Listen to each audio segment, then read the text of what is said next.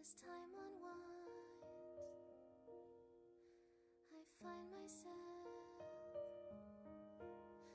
lost in your eyes. In midnight talks, as darkness falls, I see your tears when we say goodbye. Watching stars as we drift on by. A touch, a glance, fly away. Will our paths converge 'neath the sun? A silent descent and melody sung beyond the stolen night. We share a cherished dream between souls whispered that it seems. Will shooting stars line 'neath the sun in whispered hopes where journeys begun. In dreams we waltz the sky. You watch me drift on by. In your memory, a whispered song, a seed of hope where we belong. Hello. How is everyone doing today? Hope everyone is good. I might just be dealing with a couple of technical issues here, but I think for the most part things are working. Unfortunately, the title on Twitch is not going to be changing from what it currently is, because I can't figure out how to get it to connect properly again. But it's fine, because we're actually streaming to Twitch. It's working at least to that capacity, so we're all good. We are going to be jumping into Honkai Star Rail again as well. Let me just boot the game up again. I was kind of dealing with those tech problems. I think we've completed 3.1 now. I didn't realize we were that far behind, but we're there. We're there now. I also have a lot more currency now to use to do some rolls, so that's a good thing. Oh, it doesn't remember me. Why does it not remember me? 1 second, just in case. Yeah,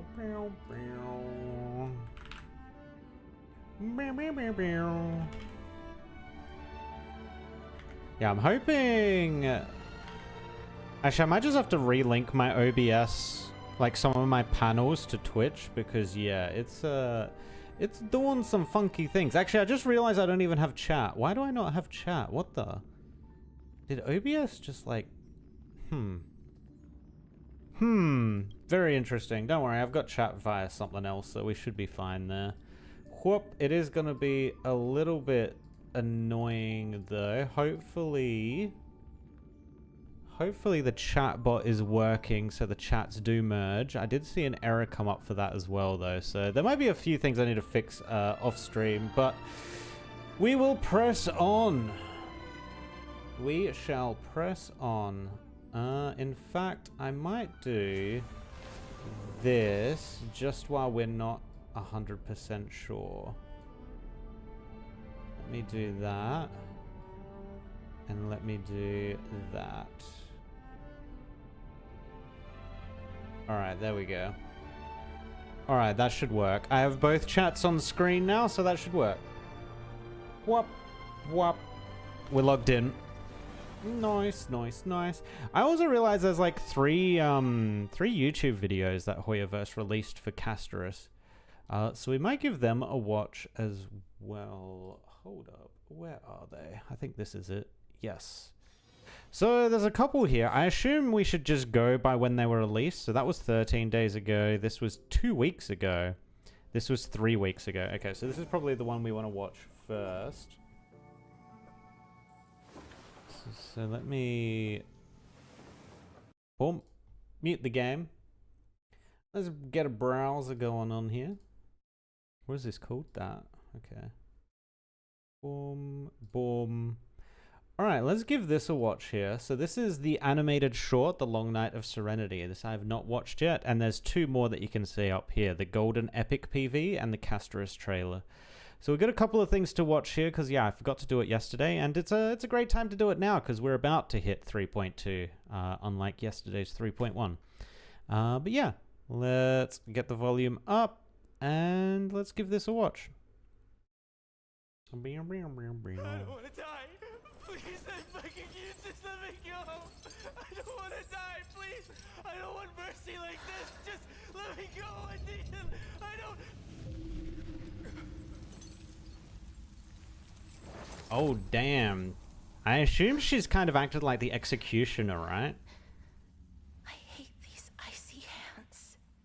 Yeah, that's kind of a screwed up thing.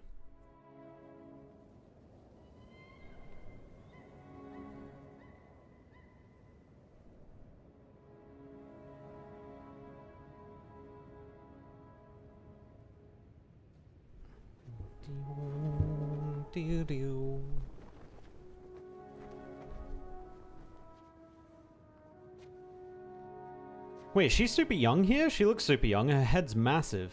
Okay, yes, she is. She's a child. Child Castorice. Actually, I'm curious how she first realized when she'd touched someone they died. I wonder if she killed her parents.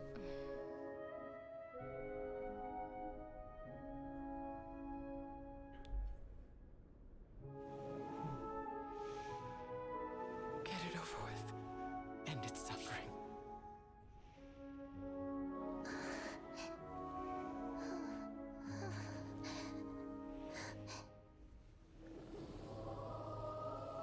Oh wait, she doesn't even need a touch?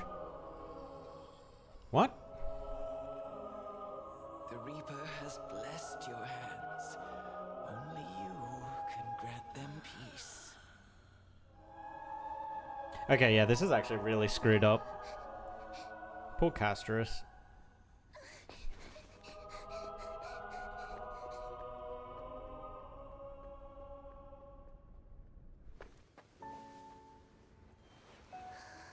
I assume she affects plant life too. Oh, she's wearing gloves. Oh god, even wearing gloves.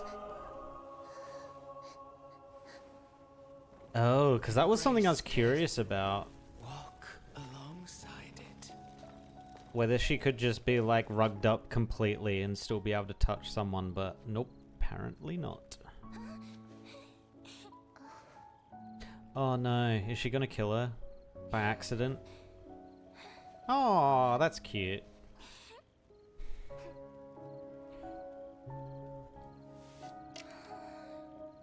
Huh?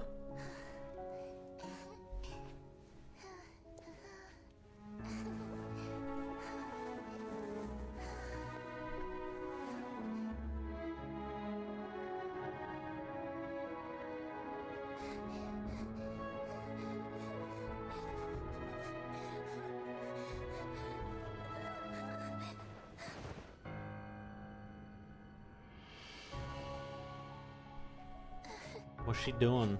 Why is she running? Why are you running?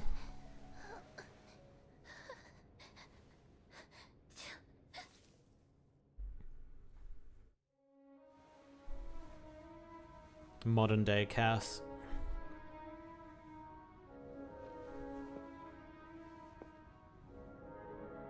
So I noticed when they become these like deities, they live for thousands of years, right? But it seems like Cass still like grew up physically.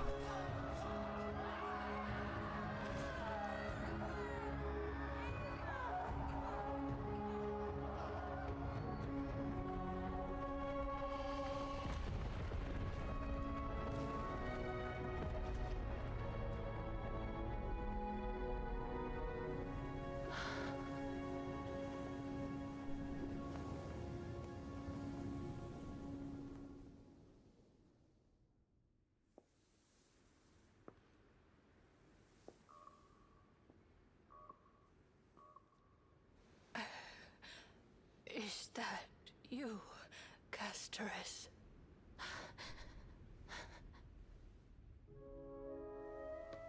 All of Oh. them have gone, heeding death's summon, crossing into their domain. So she has been around for a while, like Aglaya as well. Must go too. I don't fear it, just I have some regrets. Watching people leave this world again and again, it must be lonely for you. You must want to desperately embrace them before they go.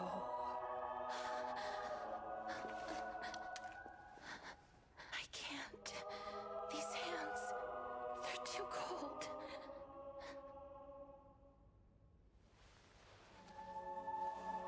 Eh? How did she not instantly die? What? But big sister Castorice, Oh, she is. your hands are so warm. Just like anyone else's. So go on. Don't hold back. Give me a warm hug. Ripperonis, Castoroni.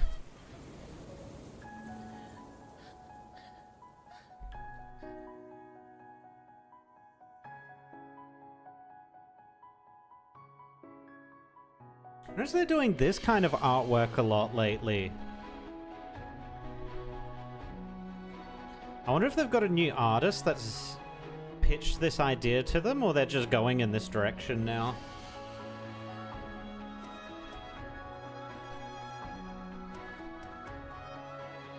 It's very loud.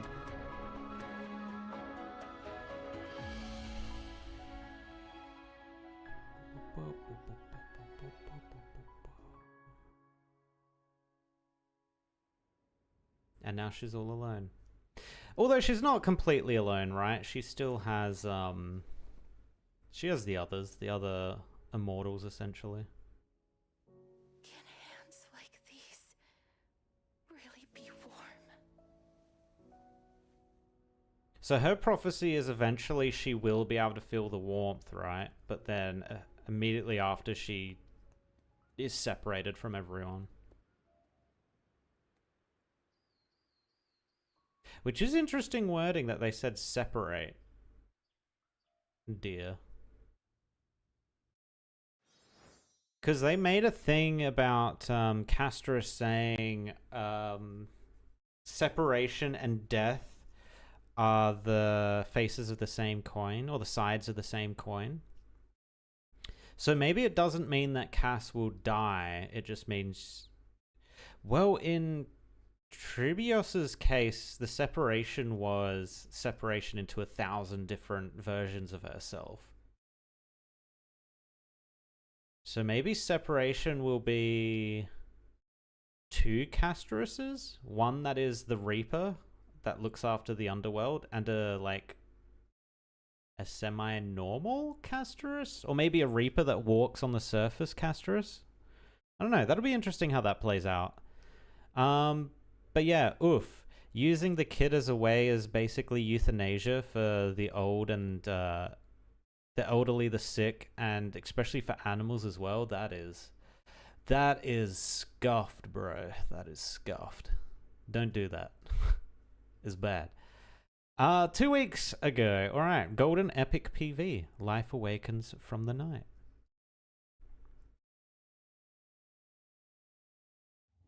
You once wished to leave behind a snowflake for her.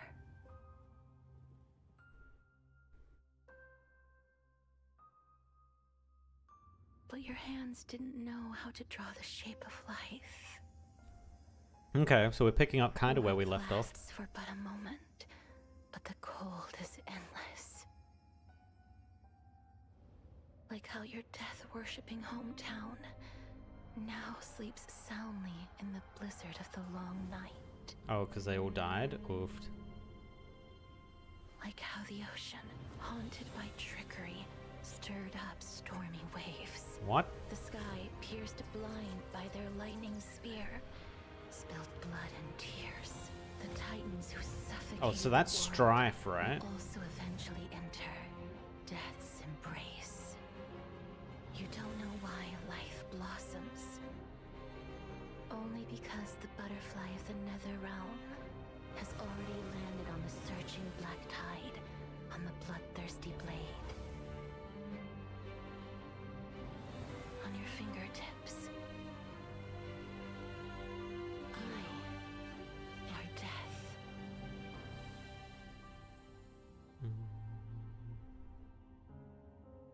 So, in the land of death, I dare not look at the garden of life. I fear that promises may be broken after they're made. Tears may follow after a smile. And then an eternal farewell may follow an embrace. It's better to have stayed in place and never had anything at all. Even so, death is not the end. Oh, To Aglaya. walk toward Okay. that distant tomorrow, we make a promise. Okay, I did see This these. journey won't end with my departure. See you. We'll meet again on the shores of the West Wind. I gained inspiration. I did see this, and this is very weird. Is this saying that she's gonna outlive them all? I guess because she's finality, right? Actually, she's basically finality. She has to be there to see all the others off. One day, just as we have testified for you, you will be able to testify for yourself. I saw some pictures of that chick too. There she is. The cat. I could be like all of you and embrace the world before death comes. So that the souls of the world no longer weep and the city bells never cease ringing. Even if it's just once, I want to use these hands.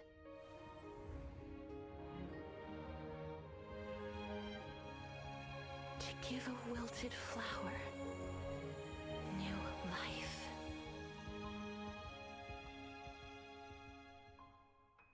Even if the snow eventually melts, She wants to be able to I revive? hope you will leave behind. Wait, I mean, if she's in the domain of death, doesn't that also mean she can make it so people don't die?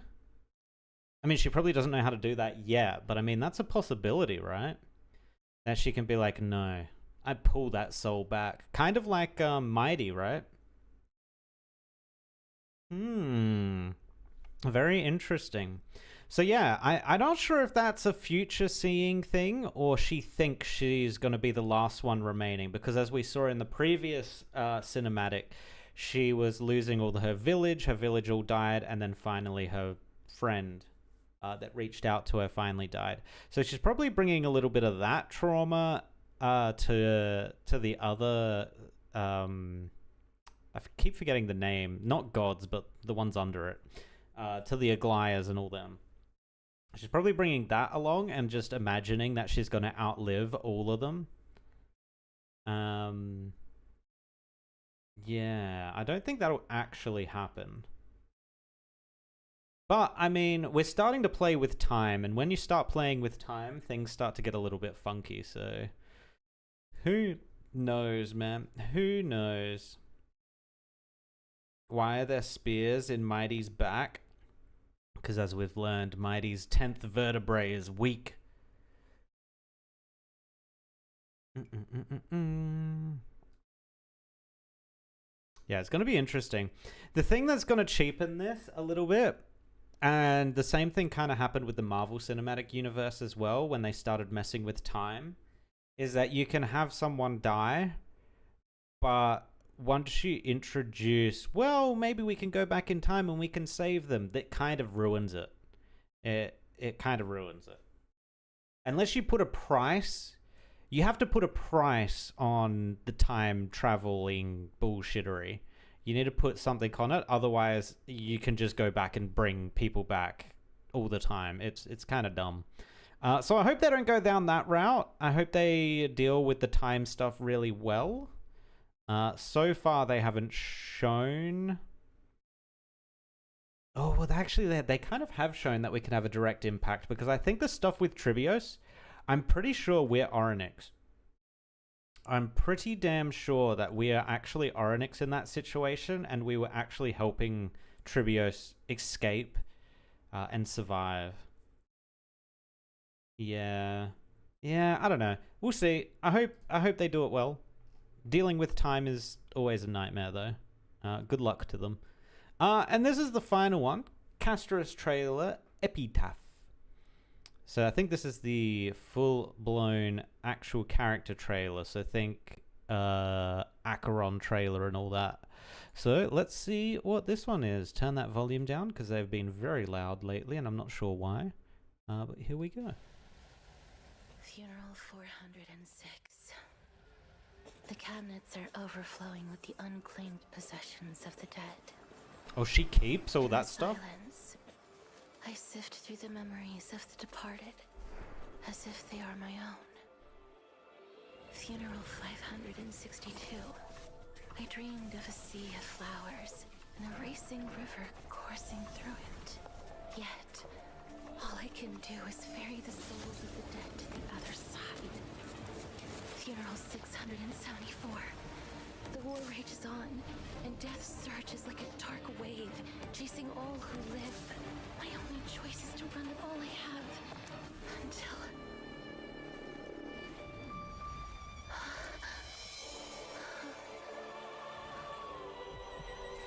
Oh, is this how she got a dragon? Once a pair of hands has also split us in two, never to touch each other again.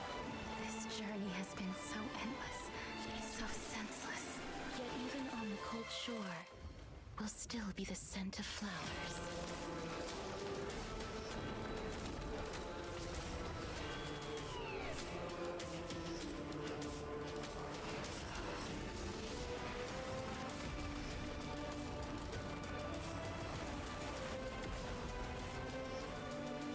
Castorice becomes the Lich King.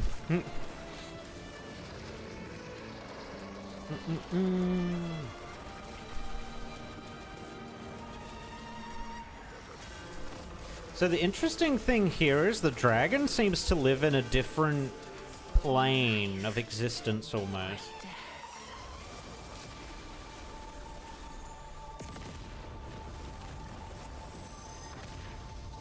Big Dargan.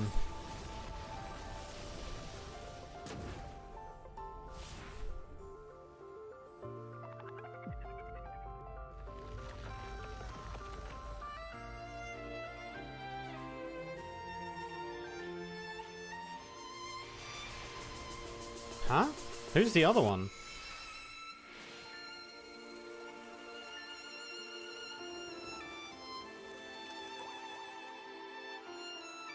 Who is that?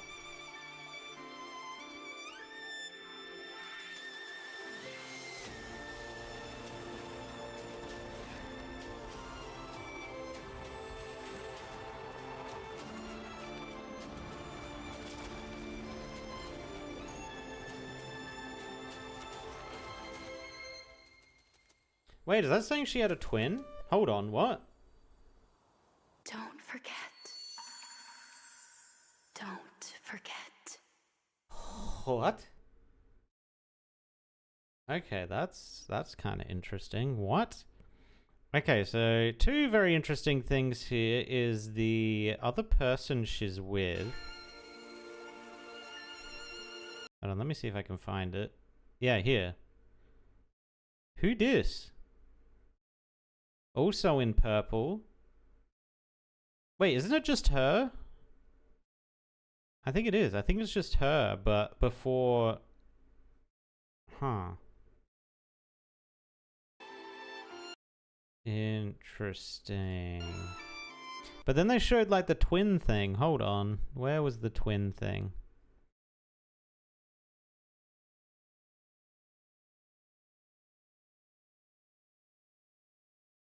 Oh my god, I think it's her twin. Okay, so she had a twin. Did she accidentally kill the twin, or did the dragon become the twin, maybe? Interesting. That could be the separation, though. That could be the separation. We find out there's actually a Castorice in Hell as well. Well, not Hell, in the Underworld. And she is literally the Reaper, whereas Castorice in Hell... I keep saying Hell, because I'm going on... kind of Greek mythology, I guess. But in the Underworld, who is the ruler of the Underworld. So she's not actually the ruler of the Underworld, I don't think. I think we'll find out that her twin is. Or the twin's the dragon. And the dragon could honestly be the ruler of the Underworld. You don't know. You just don't know. Interesting. What are people thinking? All Castorice's sisters... Oh, wait. All Castorice's sister, at least that's what I think she is, appearances. Yeah. Even if she heals enemies, I'm getting her. Okay, that's interesting. Interesting. A couple of things to read into there, to figure out, and I guess we'll figure out some of them in this story now. Now that we are here. So I do have a few more rolls, so let's just have a look and see if we might be able to do some rolls here. Hopefully we can do a few. Warp. Warp. Is that 10? We might be able to do 10. 960, we can. Another 10, let's go! Never lucky. Sag. Nothing new either. Okay. Alright, bro. Well, that's sad. 160. Can't even do another singular roll. No! No! Wait, where is... Hold on, let me have a look at this. How... I want to look at the record, yeah. Links. Oh, it hasn't done the latest roll I just did. So when was my last... So each page has 5, right? Okay.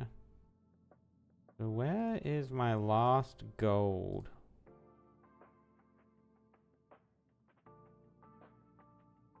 The herder. My last gold was less than 50 rolls before. So like 45? 45 rolls before. What's pity? I forget what the pity in this game is, but goddamn. Herder, please. Herder, please. Herder was worth it, though. Herder was worth it. I actually, after the stream last night, I did put a little bit more resources into Herder, so now she at least has a couple of relics that are more decent for her. I'm not going to say they're great for her, but they are more decent. Alright. Let's jump into the story. I have claimable rewards? What is this? Claim. Oh, 2 more rolls. Oh my god. Oh my god, there's 10 rolls here. Day 7. Do we have enough days for this? I don't think we do. No. I think she's around for 9. What is this? Which companion's blessing would you like to receive? What? What is this? Which companion's blessing? Not his. Let's do...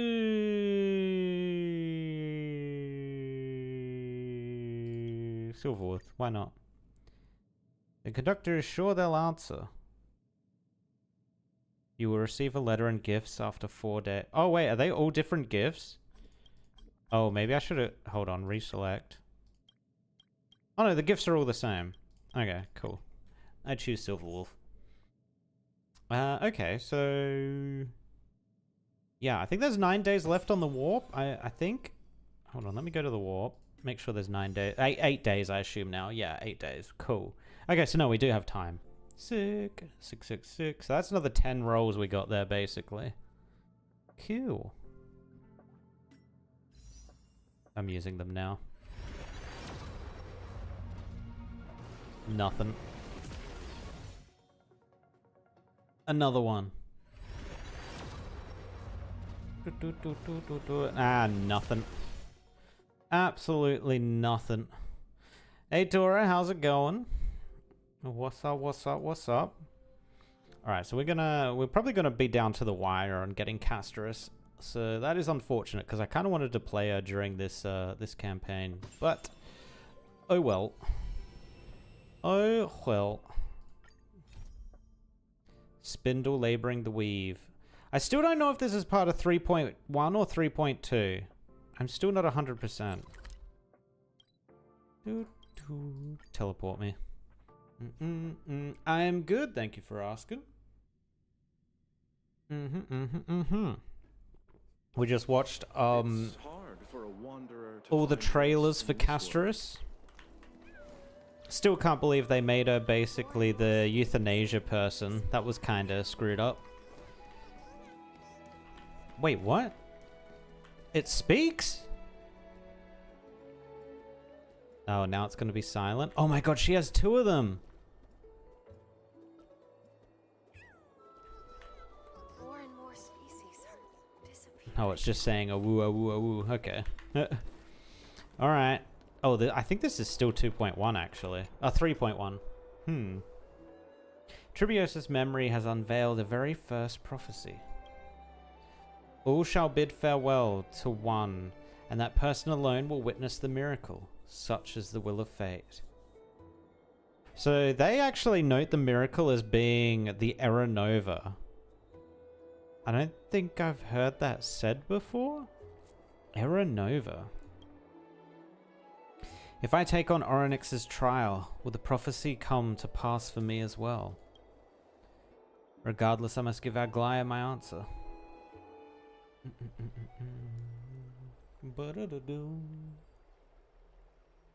Ah, it's you, Cass. I finished the anthology of poems you lent me. Here it is. Let's put that on auto. I thought you'd be too preoccupied to find time for reading. Precisely because of these obligations, I felt compelled to read it swiftly. Wouldn't all these preoccupations slow your pace? On the contrary, knowing that time is limited can push one to overcome their limitations. The weight of these responsibilities seems to have enhanced my reading efficiency. Having a time limit is so true, I man. understand. That's the same thing with uni assignments, right? During my If time you've got a at due Wales, date, the closer you got a exams target to drew, hit. If you have the no more due efficient date, you're I just like, became yeah, at I'll get around to it. everyday mundane tasks. Anything but my actual studies. Precisely. Wait, did she literally just say the same thing? Hold You on. and Finon were both disciples of the new Sporists. I assume that Anaxa's exams were as unreasonable as the man himself. Correct. Did she literally say the same thing? I understand completely. During my time at the Grove, the closer exams drew, the more efficient I became at tackling everyday mundane tasks, anything but my actual studies. Oh, well, this is a kind of like a flip side of this, but yeah.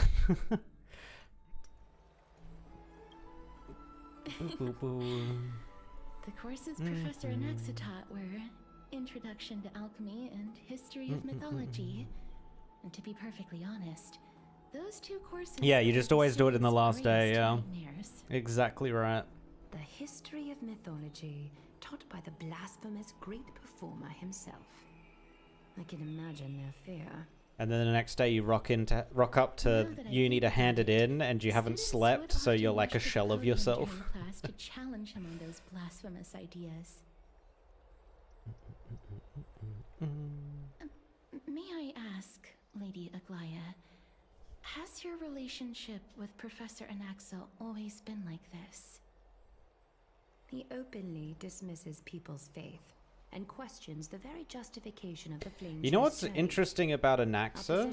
Have been destined He's to not be at put odds. in any of the art While you were alongside the saying others. lies, Like, we have the you must cat have heard chick, his right? nickname.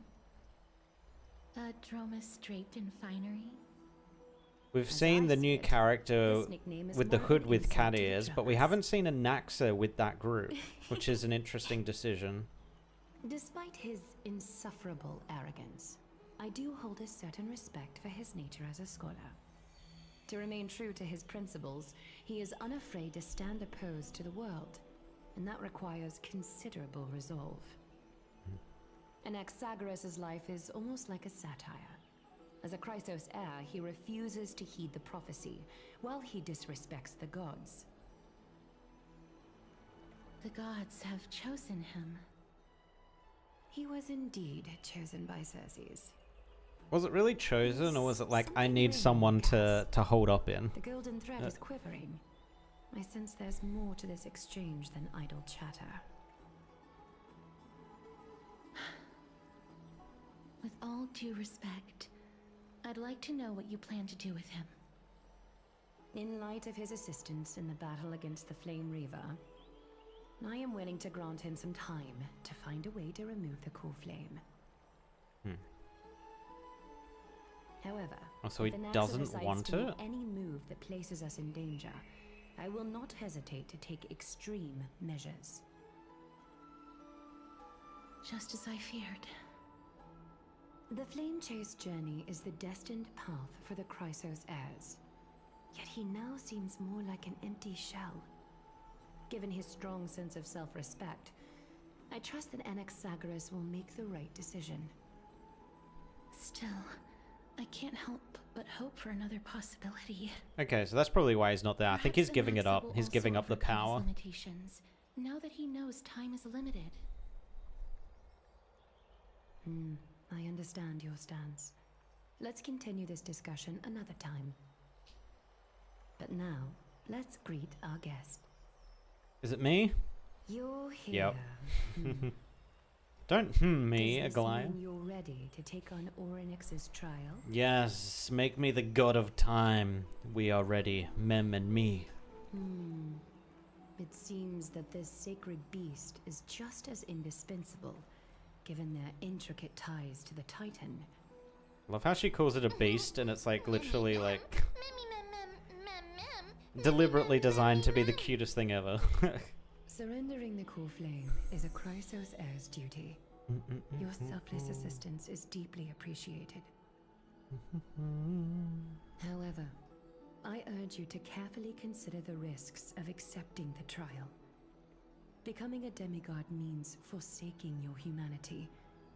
You will inherit Orynyx's divinity. She thinks I haven't already forsaken it.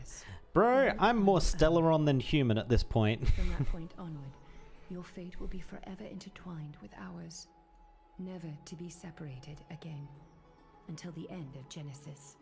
Yeah, but I think the end of Genesis is coming soon. You trying to talk me out of it? Contrary, you are the only one who qualifies to attain divinity. Yet, for that very reason, I do not wish to pressure you. Do you reckon if Herda was here, she would want to become a god? Or she'd be like, nah, I'm above godhood. I'm above all you lowly gods. It's exceedingly rare Is to there a find plan B? capable Chrysos heir. If this path proves unattainable, I am willing to lower my expectations. There are still many priests of Yanissopolis and their descendants in the city. If I'm left with no other option, I'll try to find someone worthy among them. Okay. If I do not descend into hell, who will? Mem worry. Mem. With me by your side, even if things go south, you'll be heading straight to heaven. We've come so far, and everyone is counting on you to be the hero. Bro, how does this thing not have full vocabulary yet? As for the trial, you have nothing to fear. The Time Titan may be willful at times, but they never caused us any harm. Myth has it that Orynyx opposes mortals, but to me, they just seem a bit timid, like a child. It looks like you know that Titan rather well. I mean, they were basically born of it.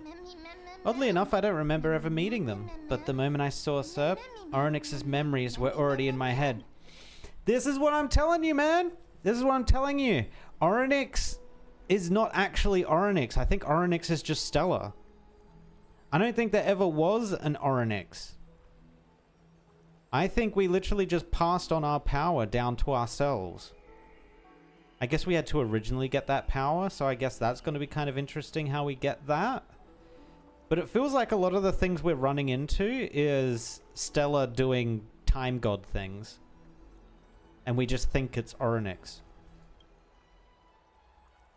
Memories that exist outside of your own experiences. Because she exists out of time. It's like the, what is that movie called? Arrival. Arrival, where they're trying to speak with the aliens, and the aliens, they like think, or they exist like at all times. So they know what's happening all the time. They know when they're gonna die. They know when they were born. They know all that kind of stuff, right? So I think that's what Stella is going to become, or she's going to hand it over to someone. Maybe she holds it briefly and then gives it off to someone so she can go back to the Trailblaze. I'm not sure. We'll see. I can't explain why, but I can vouch for Mem's words. When I was in the Abyss, I heard the Titan's groans, full of pain and grievances, yet without any ill will. There is something going on with Castorice's rig. I don't know what it is, because a lot of the other characters seem to handle this well, but Castorice has like a frown. Like, not a frown, but it's like much more of a... It's not a smile. Like, she's got kind of a smile at the moment. This is like as big as her smile really gets. But most of the time her mouth is more like frowny. That's the best way I can explain it. So maybe the rig they've got doesn't work too well with her natural mouth state. Because, yeah, she has a lot of lines where she's just, like, not moving her mouth at all. Do I even have a say in this? I trust you all to make the right call. Since you've made your decision, go back to the bath chamber and get some rest. Trinem will call for you when the ceremony is ready. Okay. It is difficult for me, as the guide, to absolve myself from blame for things to have progressed to this point. Time and again, you have risen to the occasion for Akima. Nearly rewarding you with some honeydew is no longer able to express the extent of our gratitude. When the dust settles, I hope that we'll have the chance to have a long chat regarding your return journey and the curse of the sky. It's about time that we lift the taboo and discuss things openly. Oh my god, we're going to talk about outside of the planet? Uh-oh. I forgot. Did something bad actually happen when we were talking about things outside of the sky? Or were we just not meant to say anything so that the people continue to believe in the gods? Because I think that's how the gods get their power, right? Miss, may everything go well for you and Mem. Thank you, Cass. You need a Goliath for something too. It's nothing. See, she gets like no only mouth came to movement. Oh, discuss some there we matters go. of Lady Aglaia. And then it freezes? Like what? Previously, I lent her an anthology of poems that Lady Trianne had gifted to me. Tracing back, this anthology was something left for Lady Trianne by a bard before their passing. It's really strange because I've not noticed this in another character before. Lady Trianne gave this book to me since she knew how much I like to read. Can you tell me more about the book? Is this book very special? No, it's just an ordinary book. It's definitely not some kind of unique copy. It just contains an allegory. In a faraway land, in a city known as Styxia, a dragon corrupted by the black tide descended one day, swooping upon the city like death itself. Oh, okay, she's talking about the dragon that she's about to get. Whole before it was suppressed. After taking down the evil dragon, the warriors discovered that the princess's life had already met its end. Overwhelmed by grief, the queen hired an alchemist to resurrect the princess using the dragon's flesh and blood. However, having lost memories of her previous life, the resurrected princess turned into an evil dragon herself and wreaked havoc on the city. As a result, the prosperous Styxia met its demise. The resurrected princess. Yeah, I get the feeling the dragon's going to be her sister, her twin. Met its demise. What a dark story. It mustn't have been easy for Cass to narrate this story so calmly. The author of this book is Archepia, a wandering bard who traveled to many cities.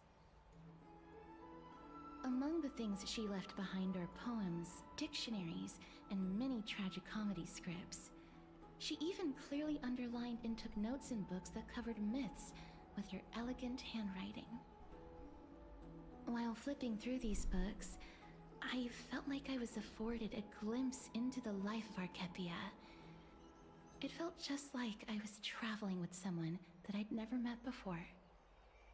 It was as if she had yet to pass on and was still alive. No one goes through their life without leaving their mark behind, or she probably did not think much of it while she was writing. No one goes through life without leaving their mark behind. Writing, drawing, and taking photographs. It seems like human nature to try and leave records of things. Speaking of taking photographs, when I was helping you to take the photo previously, I did not look through the photos in your photo stone out of courtesy. But I'm also very curious about the story of the Rosy Celestial Maiden. Oh god, that's something to dig Despite back up. having visited many cities in Amphorius, I still understand nothing about the world beyond the sky. If there is an opportunity... forget it. Let's talk about this in the future. For now, I only hope that you'll be able to complete the trial safely and obtain Orynyx's blessing. Alright, we'll go through that camera someday, Cass. It's a promise. I don't think there's anything else to do here. Time to go back and talk to Dan Heng. Oh god, we're traveling quite far then. Wait, where is he? He's down there? What the hell's he doing down there?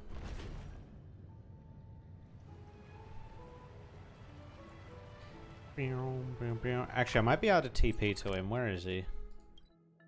Yeah, let's just TP here.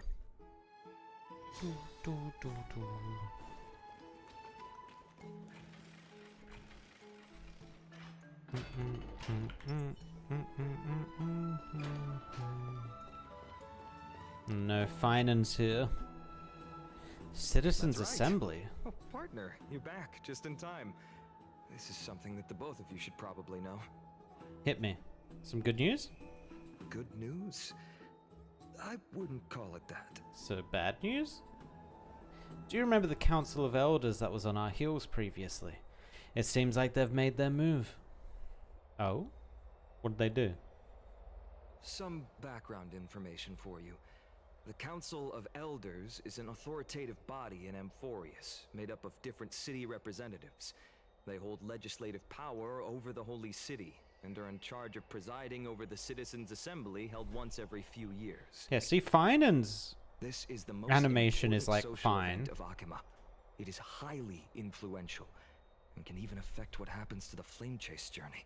I wonder if they're using so there is a technique, I don't think it's not AI, but it's like machine learning, where they take audio and they apply it to the rig, and it can kind of figure out what like the different mouth shapes are based on what the audio is playing. Maybe they're struggling to do that with Castorice's VA, but it's not like Castorice's VA is like slurring or anything. Like her voice is still pretty damn clear, so yeah, I'm not sure why that's not working out for him. So a glide doesn't actually call the shots. I have never once passed my sociology class. Tell me more about the Citizens' Assembly. Every 5 to 10 years, the Council of Elders organizes a Citizens' Assembly at Dawncloud. During the assembly, the representatives will vote on major issues, such as whether the Chrysos heirs led by Aglaya should still hold the right to govern the Holy City, and whether the Titan's conquest should continue. I mean, honestly, if they ruled against... Oh, hold on. If they ruled against, I'm pretty sure Aglaya and that could just, like, overthrow that system pretty quickly. It sounds like some sort of system to balance the heroes and the mortals. That is correct. However, The problem lies in the fact that there are ill-intentioned extremists in the Council of Elders. They view the Citizens' Assembly as a way to restrain the Chrysos heirs and hope to take complete control over the Flame Chase journey.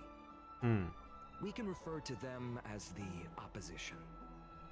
During the assemblies held in the past 100 years, the voices supporting the opposition have been growing stronger in the shadows. It's only thanks to Aglaya that the Flame Chase journey has been able to continue to this day.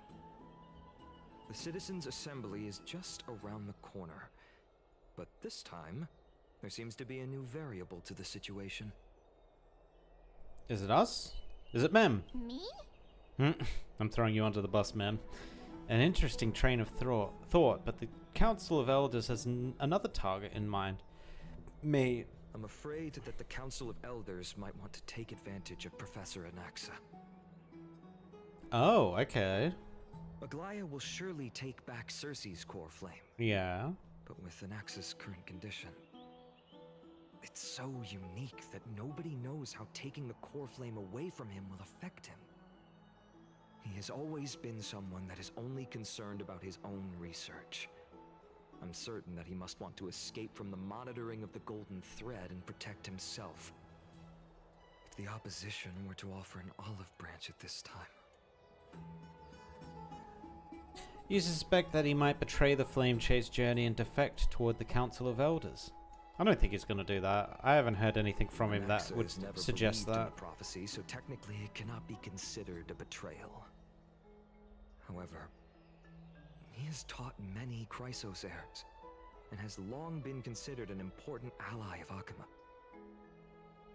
I truly do not wish to see comrades turning on one another. I have a better understanding of the full picture now. Is there anything that we can do? As I believe in his character, I plan to plead with Aglaya and try to buy more time for him. Then, the greatest way in which you can help is for you to know what I am fighting for. Okay.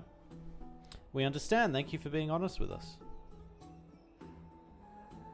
Things are piling up again. Serp and Mem are tied up with Oronyx's trial, and while I'm preparing to visit the Grove to uncover clues about the world beyond the sky, let's just take things one step at a time. Allow me to apologize for the fact that we always seem to be troubling you. I hope that Oronyx will show more benevolence and be more accommodating. Yeah, it kind of seems like these god people aren't very reliable. Regain your strength. We'll meet at the Vortex in a few days. If I wasn't here, wouldn't Strife have just destroyed you can them? read this scroll if you want to find out more about the Council of Elders and the Citizens' Assembly. I guess maybe Aglaya would have gone to fight at that point. Democratic politics has always fascinated citizens of different city-states in Amphorius. When Okuma was first established, its democracy was limited to a privileged minority. However, through ongoing reforms, the Okuman Citizens' Assembly took to the stage, transforming Okuma's governance into a democracy for all, where the Citizens' Assembly made every major decision. It's important to note that as the Black Tide draws near and citizens from other city-states join Okuma's political life, the precious rights of Okuma's original citizens are becoming increasingly diluted. Consequently, voices calling for reforms with the Okuman Citizens' Assembly system grew ever louder. Democracy is only one of the consequences of civilization's development, rather than the cause of development.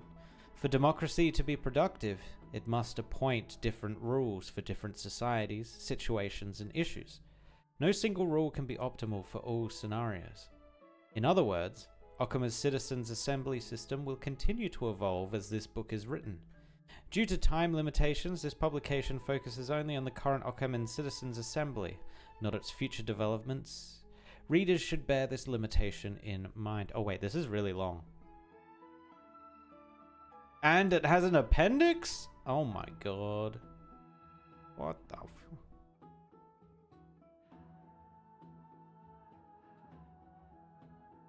Wait, is this literally just explaining democracy? Oh my god, it is. Okay, it is literally just describing democracy. Cool. In democracies, you vote for people. You put your coins in the pots. Got it. Alright, let's rest for a night. This trial feels like it's just around the corner. I'm starting to feel nervous. It's not that soon. There are still a few days more until then. This is just an exaggerated figure of speech to express how nervous I'm feeling right now. Let's just hope everything goes well. After all, as someone who has earned the gaze of an Ion, you should be able to overcome the trial of a regional god just fine. We've also unknowingly gotten used to sleeping with the midday sun shining brightly above our heads. Get some rest, so perhaps a new phase of our trailblazing expedition in Amphorius is about to begin. And we sleep. And we sleep. A few days later at the Vortex of Genesis. Esteemed one. Oh, a few days. This is the Oryx's trial? vacant totem Okay. awaits. If you have already made your preparations to become a pillar of Amphorius, please step forward. I ain't gonna be just a pillar. I'm gonna be the whole dang building. Let's go. Trinan, what up? Oh no, there's only two of them, Sag. Little Grey and Mem, thank you. Your resolves cannot be questioned.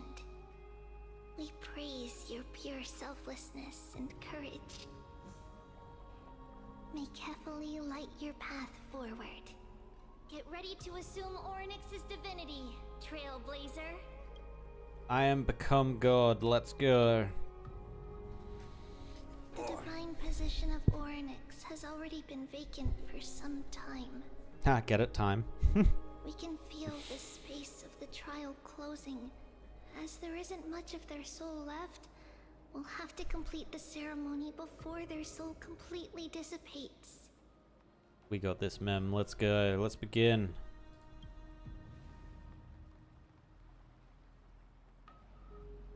Nod. The eighth core flame coveted by the miracle that once belonged to the great Vale of Evernight, Oryx. It shall now be returned by the two elected heroes of the Chrysosairs. A traveler who is upright and courageous, and a sacred beast that invokes miracles.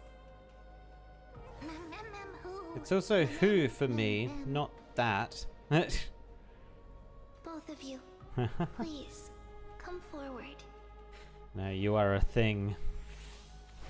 No one knows what you are, so you will remain a thing. Along with us. O Majesty of the 12 Titans, pillars of the world, Fucking Mem. we seek your divinity to mend the rifts of the world. Fill our bodies with blood of gold, till we wither in willing service to the prophecy. I just want to remind everyone they actually got the VA for this Mem thing in to do these lines, and they didn't skimp out. They did these full lines with them just saying Mem. Like, each line is unique. It's incredible. I don't think I have gold blood. These are just words meant to make the prayer seem more solemn. Please, focus. I mean, we don't know if we got red blood. We might have gold blood. The Stellaron might have changed things. And surrender the core flame. Maybe we don't even have blood. We don't know. Maybe we're a machine. Click and hold to submit the core flame.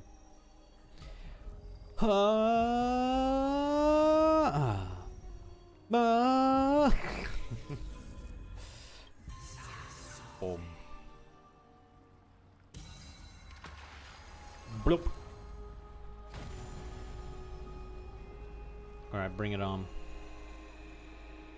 Your trial doesn't scare me, Oryx. Flashbang.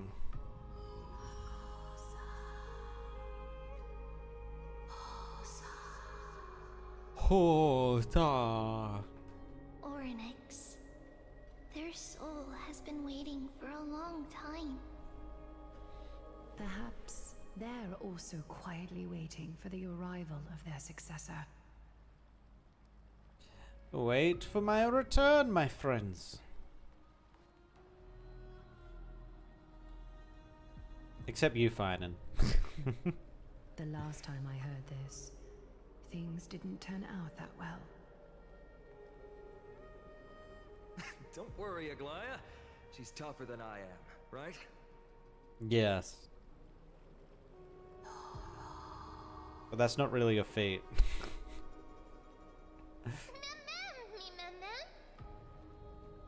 Let's go.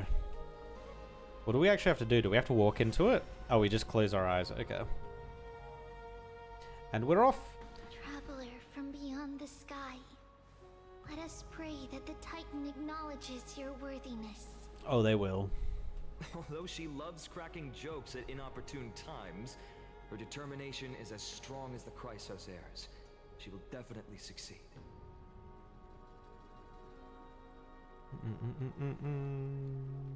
While she's away, I would like to have a chat with you, Aglaya.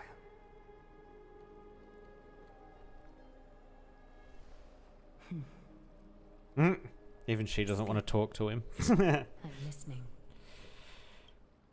Speak. I am listening.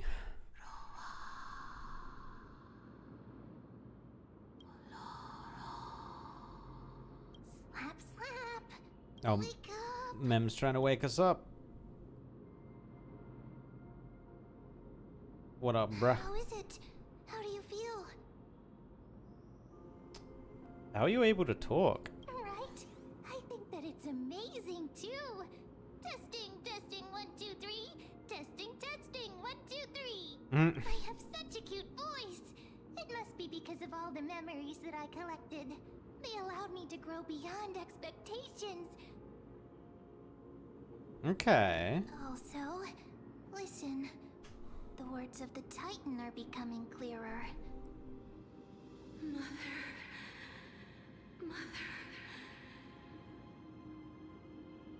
It hurts. Have I finally reached the end?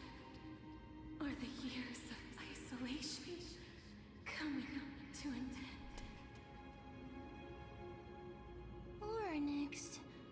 Oh, how heartbreaking. Ever since the figure draped in the black cloak robbed them of their core flame, they have been relegated to waiting in isolation in such a confined space. I mean, it's only been a couple. Days are kind of sucks, but right? Memories broken. Mother, where? so it sounds like these all were people to begin with. Who are they calling out for? Sounds like all the gods were people to begin with, and it seems like over time they lost like their human form and then turned into just like spirit energy, basically. So I guess that's what's gonna happen with Aglaya and Castorice and all of them. If nothing changes in this loop, they'll all just become little sparklies in the sky.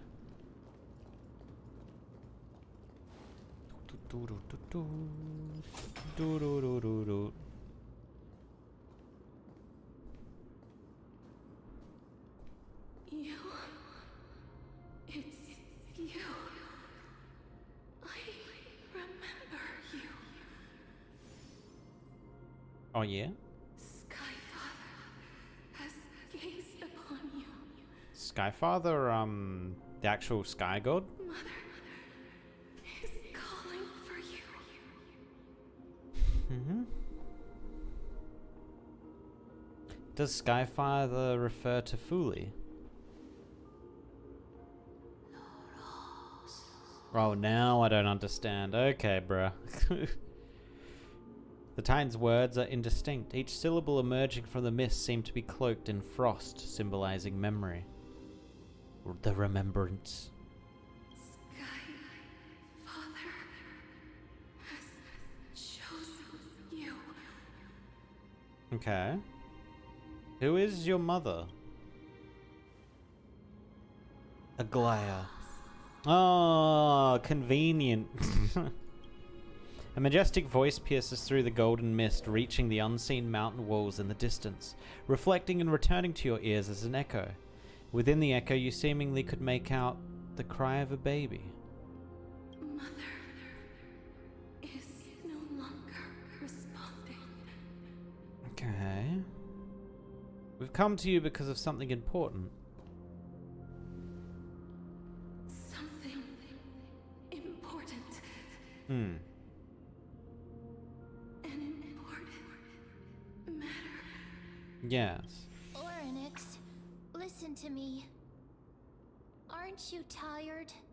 Throughout the long years, you have always been protecting the fate of Amphorius. Each time people draw strength from within their memories, every single ripple falls onto your shoulders. There's no need for you to bear this any longer, Orynyx. From today onwards, someone else will bear time on your behalf. This is why we have come. Freedom. Freedom. I want freedom. Alright, we can offer this to you. It also kind of is foreboding for us Poor taking this child. power. Everything will be fine. Let us help you. You can have a good rest now.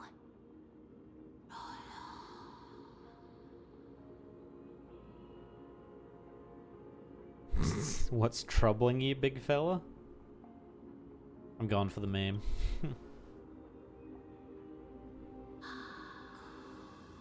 No, speak to me.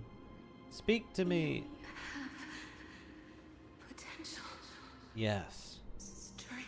Yes. Willpower. Yes. Powerful. Yes. Tenacious. They'll talk about rizzing someone up. But you lack something. Oh yeah? What's that? Just one thing. A brain? Yeah, I know. Lacking something. What is it?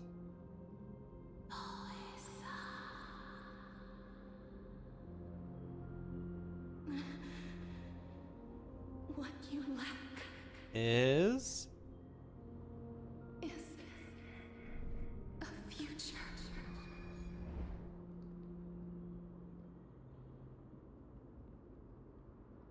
What?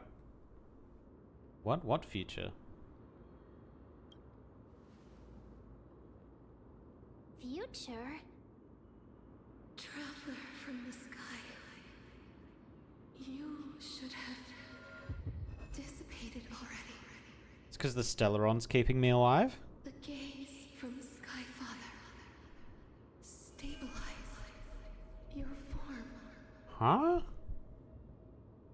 Because from the moment you crossed the sky, your life was cast away. Oh, no, she's talking about being here. Are simply a collection of walking memories. Eh? What? How is that possible? I'm already dead?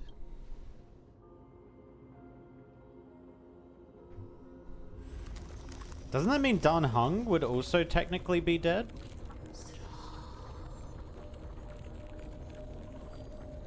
The space. Oh my god, is that why in the PV Castorice is like reviving us? Oh. Inherit the authority of time. Give it to me. Or give it to Mem. If the pillar is lost, the laws of time will collapse. Amphorius will succumb to eternal disorder. Mm-hmm. You still haven't explained things clearly. What about the trial? Revive me, quick! Time never compromises, never bears grudges, never forgives, never makes a choice.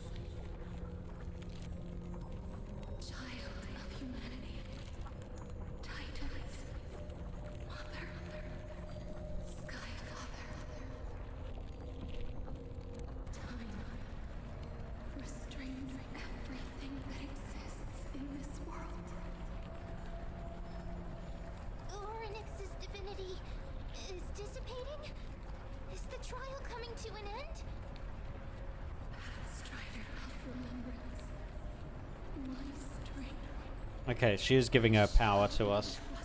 To you, Yes, do it. Do it. the fate of the world. If you wish to, save it. Go and find your future that has been stolen. Even if that means you'll have to cheat death. Yep.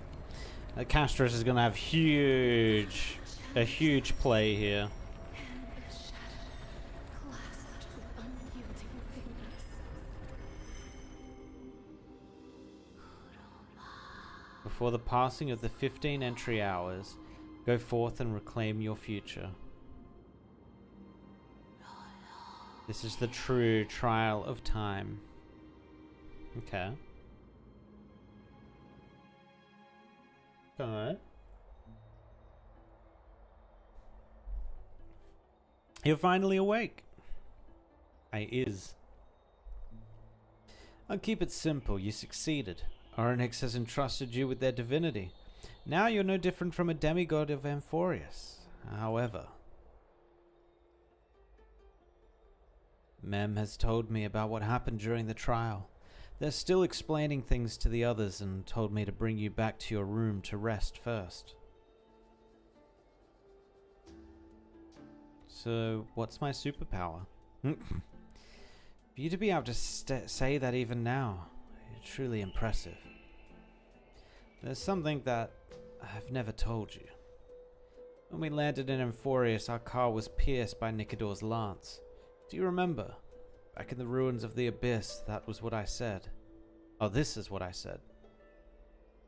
You passed out when our car got hit. I blacked out too, but not before dragging you out. It's a good thing we were in the car, or we would have been crushed to pieces. And before my body was there and it was crushed to pieces? Actually, my account kind of made light of the situation. What actually happened was more complicated. You were severely injured back then, with several wounds still bleeding profusely. I struggled to carry you out and used the last of my strength to stem the bleeding. But then, I was also hit by a falling rock and lost my consciousness.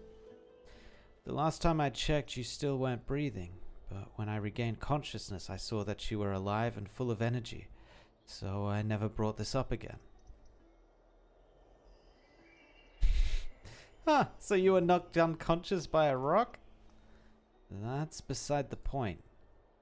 I'm not sure whether the gaze of Fooley has anything to do with this matter, but according to the Titan, you are living in the form of a memory right now, just like those objects of the past in the miracles of Orynyx. Perhaps Mem is the anchor rope that ties you to the present. I'd assumed they couldn't stray too far from you, but the truth might be the exact opposite. Stellaron, do something!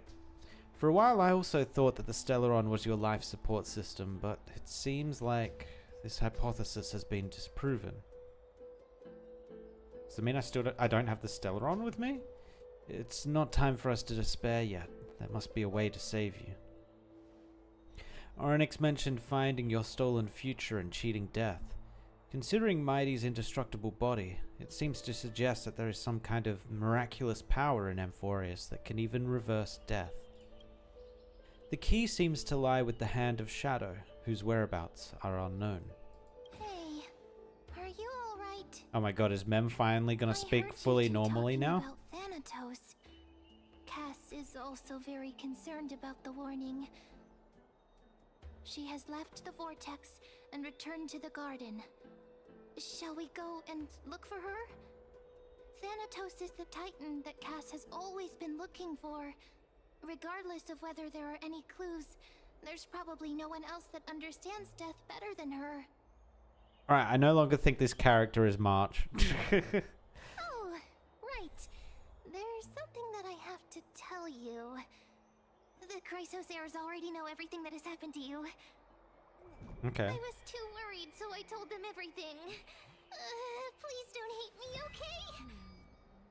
It all good. It all good, Mem. I'm just glad you speak normally now. No more mem. I'd love to go with you to the club. Shoom. Actually, is it going to be quicker just to TP? Oop. It is. It is indeedly.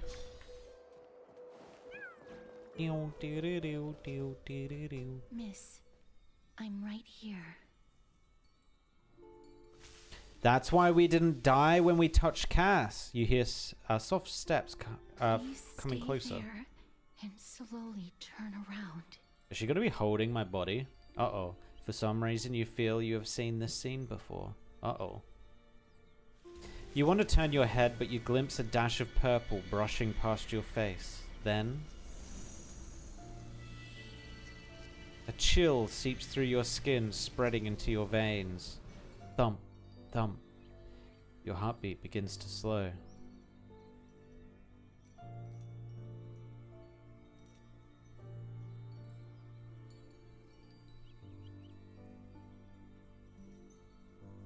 Spin around immediately and give Castorice a scare.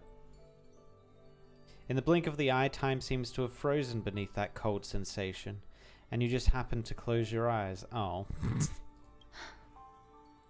Please pardon me.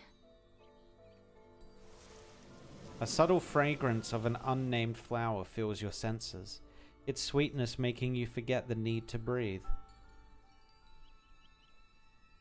You realize you are still alive. To be more precise, your death was not thorough.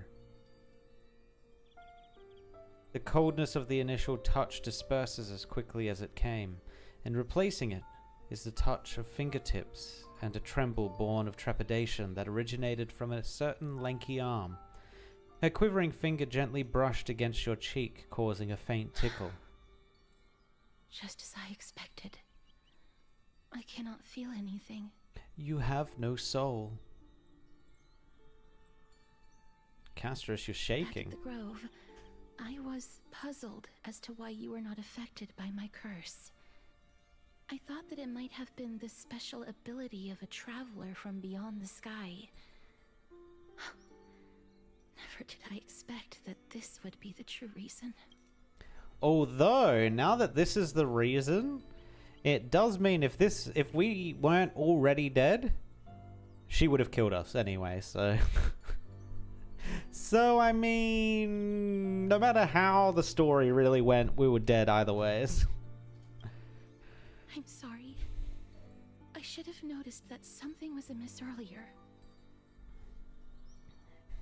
Miss, if my abrupt behavior just now offended you, I hope that you can forgive me. I'm just thinking, if your soul has really left your body, as a mortician, I might be able to trace where it has gone to. Cass, did you find anything? My apologies. Not as of yet. Perhaps I have overestimated my capabilities. I believe in you, Cass. You got this. Miss, Save me. Would you be willing to let me try again? This time, I'll increase the area of contact slightly. Perhaps the result might be different this time. She's just happy that she can touch people. Or a person. There's no harm in trying again. Let's go. I have never touched the living in this way before. Well, I'm not living though, am I? If my actions are in any way disrespectful, I hope that you can forgive me. Castorice once again places her palm on your face. Her shivers calm somewhat this time. Still nothing. What? Oh. You scared me. I seem to have caught a glimpse of something. Your soul is currently roaming someplace and cannot find a way to escape. But perhaps it might not be a bad thing. If your soul is still wandering around, it means that we still have time. We have a chance to find it before the fingers of Thanatos sweep everything away. Clues. Just a few more. I need more guidance. The connection has been severed. With my strength, I'm not able to trace it. It was me. I was a little too hasty. Don't worry, miss. Although we currently have no leads, I will do my best to search for the whereabouts of Thanatos, bring back their core flame, and personally return to you the life that you have lost too soon. I know that I'm lacking in confidence, but I hope that you can keep this promise of mine in mind. Before I manage to deliver on this promise, please do your best to hang on. Amphorius needs you. Okay, they're playing with two kind of spicy storytelling mechanics here now. Oh. The first one is the one I already mentioned at the start of the stream, which was time. Time is a spicy mechanic for the reasons I've already said, but I'll just go over it again. You kind of make things that happen in the game insignificant if you can rewind time and go back and try and fix them. Again, you can counteract that with putting a cost on doing things with time. But now they've also introduced another thing where Castorice becoming, or doing the trial and actually becoming the god or whatever, or the deity of death, they've just put out there that she can bring people back that have died. Now, I expect there is a limitation on that, like a time limitation or something. But it does also affect things that happen in the story. If a character dies in a moment, people will now be thinking, well, now they've got two outs. You can either reverse time and try and resolve that, or you can get Cass to bring back the soul. Now, the interesting thing at play here would be if... interesting thing for Castorice's ability would be the body. So if there is no body to return the soul to, then you can limit her powers that way.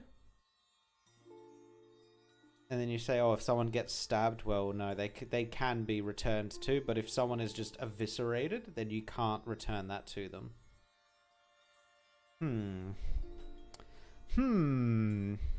Amphorius needs you. I'll do my best. Laya and Lord Finon are currently discussing some matters in the paths.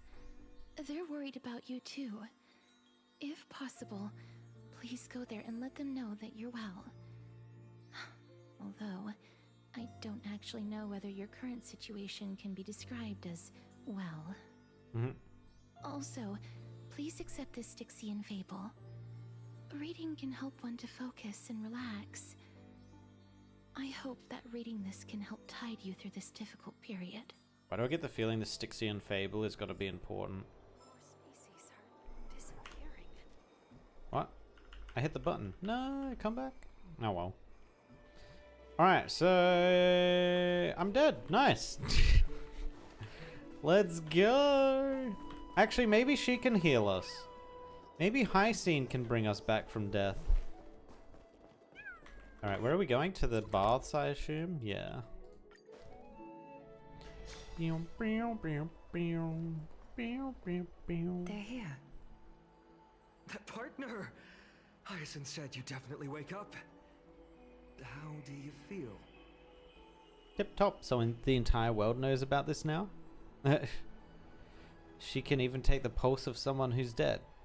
That's the medical prowess of the Twilight Courtyard. Amazing, isn't it? You've completed the trial of time. And I have to admit that the process went better than I expected. Even in the end, that Titan's heart still showed a soft spot for humankind. However, I never expected that. Two people who have cheated death would appear in Akima at the same time. Wait, who's the second person? That's what we have been. Oh, was it a talking Naxa? about. Oh, He's mighty. been in Akima for such a long time, but has no one thought to study his indestructible body? If there were even any minor breakthroughs, we wouldn't be as clueless as we are right now. Many have had this idea, but so far, there have been no results. If it were successful, Thanatos wouldn't have disappeared without a trace. Nevertheless, now is not the time for us to give up. At the very least, we can still see a glimmer of hope. Cypher. If anyone in this world knows the whereabouts of death, it would be her. This is the cat, right? I'll try and get her to return to Akima, but do be prepared for a less than ideal outcome. Please understand that throughout the history of Amphorius, no one has ever managed to escape the clutches of death. At the end of time, Thanatos silently awaits all. But I'm not. I am time. Oh wait, the end of time would be the end of me, wouldn't it? Thank you for your help. It is my duty. We too require you to bear the divine position of time. But before that, just... What's wrong, Aglaya? What is it? Omens always come in pairs. A tiny air current will eventually brew into a storm that tears the sky apart. It's Anaxagoras. Where's Cass? I don't have Cass. I used all my rolls from yesterday. Still didn't get her. It has still come down to this. I need the big earnestly dragon, hope that your please, assessment of him is please. accurate, Finan. Otherwise, the efforts of my teacher and I of the past millennium might be reduced to dust because of that great performer.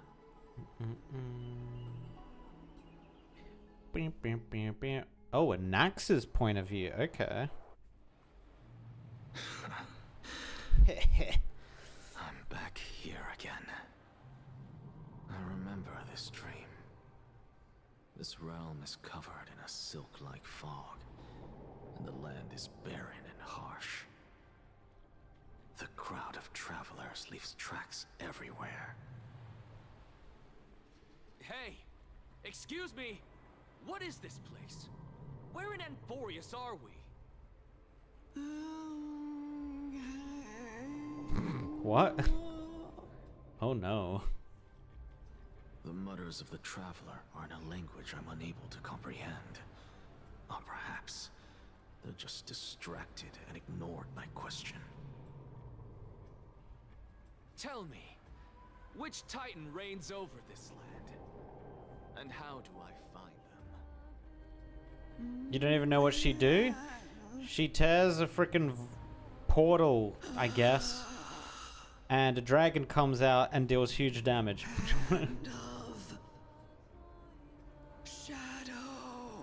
Oh, so he's in the underworld. Hand of Shadow Thanatos. Could this possibly be the Netherrealm? Not the Nether. I didn't think I was playing Minecraft. Oh, what then? Tell me. Then where is this? River of Souls? The outskirts of the Netherrealm? Are you heading downstream toward the Netherrealm? The Netherrealm. Nothing but an illusion. Okay. Titan rejects you, me. Oh, has he forsaken humanity and is just letting people wander oblivion, essentially? What? The traveler lifts their wrinkled fingers and remains silent. I look in the direction they are pointing and listen closely. There. A massive shadow brought the sound of rushing tides. The sound of tides. I can hear it. Big sniffs. I hear it. Deep within the tides. Beyond the closed gates of the void world.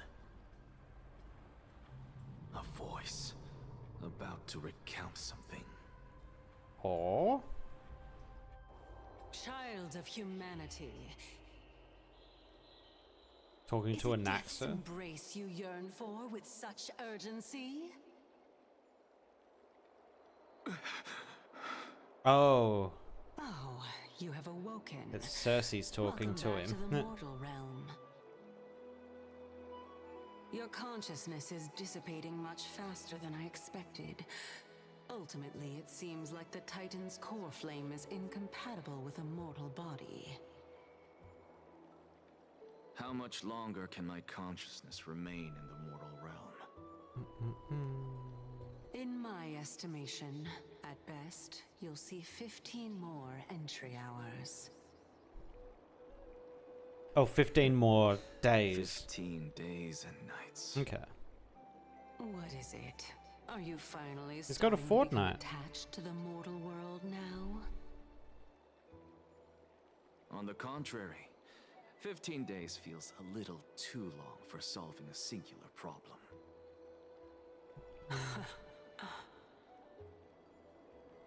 Stop giggling. It's time for us to go. The messenger from the Council of Elders is almost here. Let me ask you one more question. Are you really planning to betray Aglaya's will? What betrayal is there to speak of when I was never loyal to her to begin with? Oh, so he is thinking about joining What about them. that white-haired student of yours? Acting so recklessly, do you not care about what might happen to him?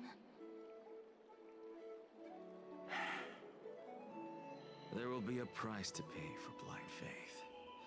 This is also a lesson for Finan.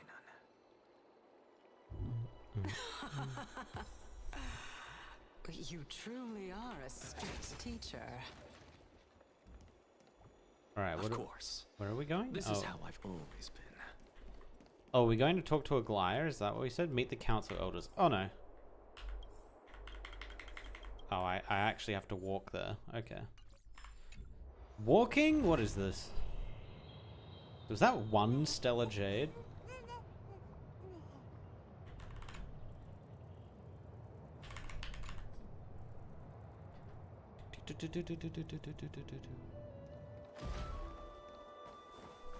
Sorry to keep you waiting, Lord Enexagaris. Who the hell? This guy's got robots? It's been a while, Lord Enexagaris.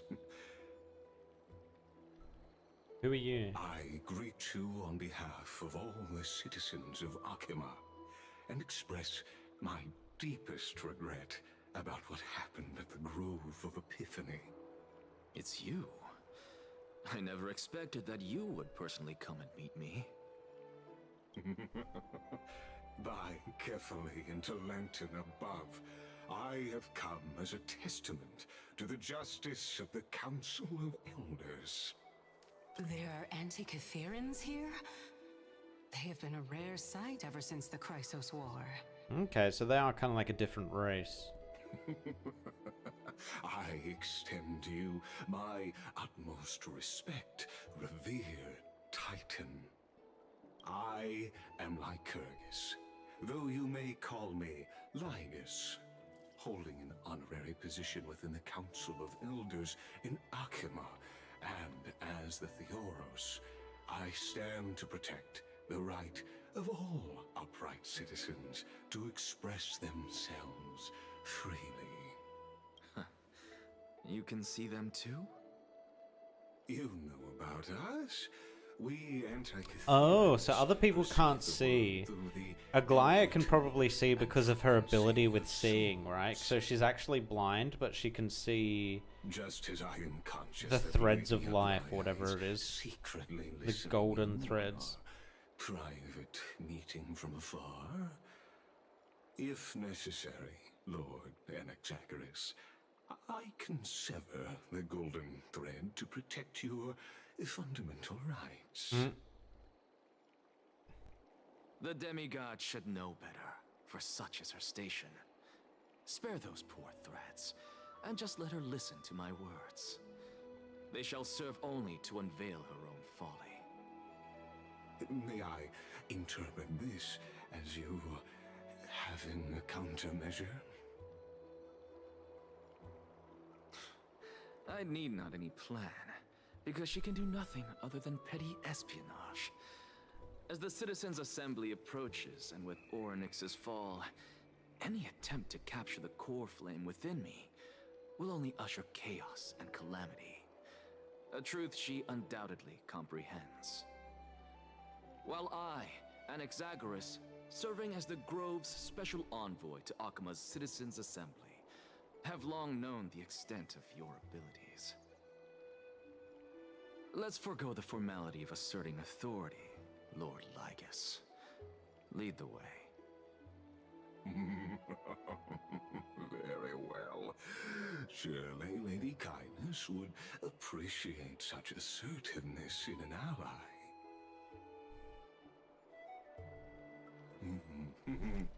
This guy laughs too much. Waiting. Follow me, please.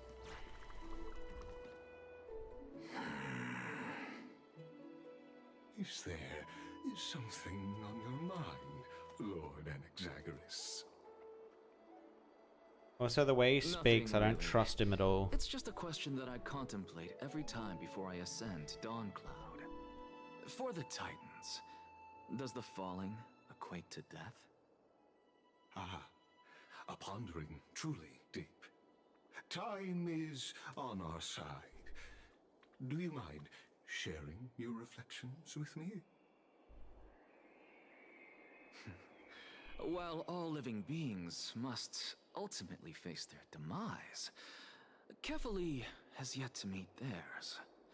Their journey continues unhurriedly along this long path. Are you suggesting that Kefali may not have truly passed? Yes, for dying implies an ongoing process, an action, whereas death signifies a static state, a definitive termination. In contrast to mortals, Titans exist on a grander scale of space. Oh, so they think time, that thus Kefali's elongating their dying, passage but not into dead death. yet? The notion of their fall is but a misinterpretation born of mortal ignorance. Ah, an intriguing concept, albeit challenging to substantiate. After all, Kefali has maintained a profound silence ever since the era Arasa, while scholars and priests alike have conveyed the message of the gods' imminent fall. Perhaps the gods, in their arrogance, deemed it beneath them to reveal their perspectives to mortals. Could you elaborate on your statement? Circes, the kin of the Sky Father as recounted in myths, now resides within my brain. Were I to inquire, Kefali would have no cause to refuse. Oh. That very well could be true. But what if the world-bearing Titan still chooses to remain silent? So what he's saying, he knows he will have to answer, but he's not going to ask? In that case, the myths crafted by the people of Amphorius are nothing more than pitiful jests.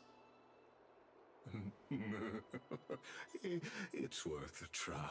This dude and he's I laughing. believe, What? And I'd love to witness the fruits of your theory and the change it may bring to this imperiled world. Because I completely concur with you on this aspect. If the Titan has indeed met their end, any response from them would be impossible.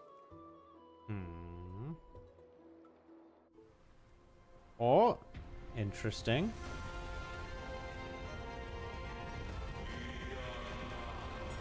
What?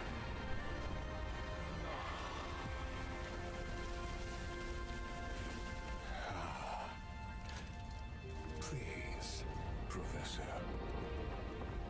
What? Wait, is that... What? Is that just normal thing to happen? The children of humanity have indeed created a spectacle. Welcome to Dawncloud, The atmosphere here carries a greater sense of solemnity than the mundane clamor of the Marmorial Palace, with entry permitted only to the invited. Only esteemed beings grace this place, and among them I've received priests, scholars, warriors, and now we even have the honor to be in the presence of a Titan. Oh, what a joyous occasion. Once deemed a blasphemer, now a surrogate for revered divinity. The honor should rightfully be mine, shouldn't it? I'll notify Kindness and the others of your arrival. Kindly wait for a moment. A soldier will be here to guide you shortly. In the meanwhile, you are welcome to explore the vicinity, but kindly remain within the guard's view. Delaying the crucial meeting is something none of us wish to see, I presume. I'm well aware of Kindness's methods. There's no need to emphasize that. As you wish. Your cooperation is much appreciated. Okay. Alas, I had hoped for a brilliant plan from you, but it turns out you just left one cage to enter another. Save your concerns. I know very well what I'm doing. I shall depart to explore the surroundings then. Now that I look around, I wonder if there are any murals bearing my portrait around here. I'm quite intrigued to see how the children of humanity beyond the grove perceive another Titan. Off you go. I won't be joining you. This Titan appears to be quite at ease. I should investigate the Council of Elders' recent activities first. Be aware, I can hear you perfectly well from here. Oh, even when he just thinks to himself? Lol. Yeah.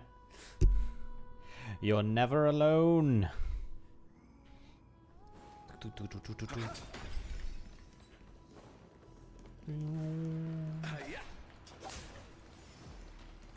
Oh my god, all the chests. This is a new area. There's going to be so many chests.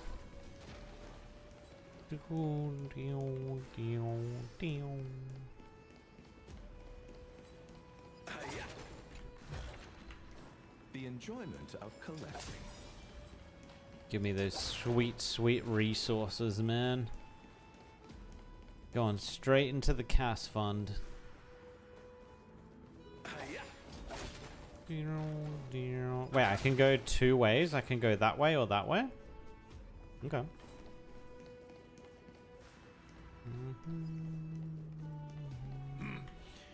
Even blasphemous scholars can come here, it seems. Looks like my presence here is quite unwelcome. Boom. Boom.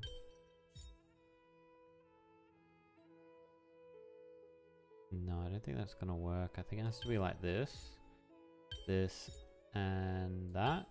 Oh no, I've done the reverse of what I need to do. Huh. Huh.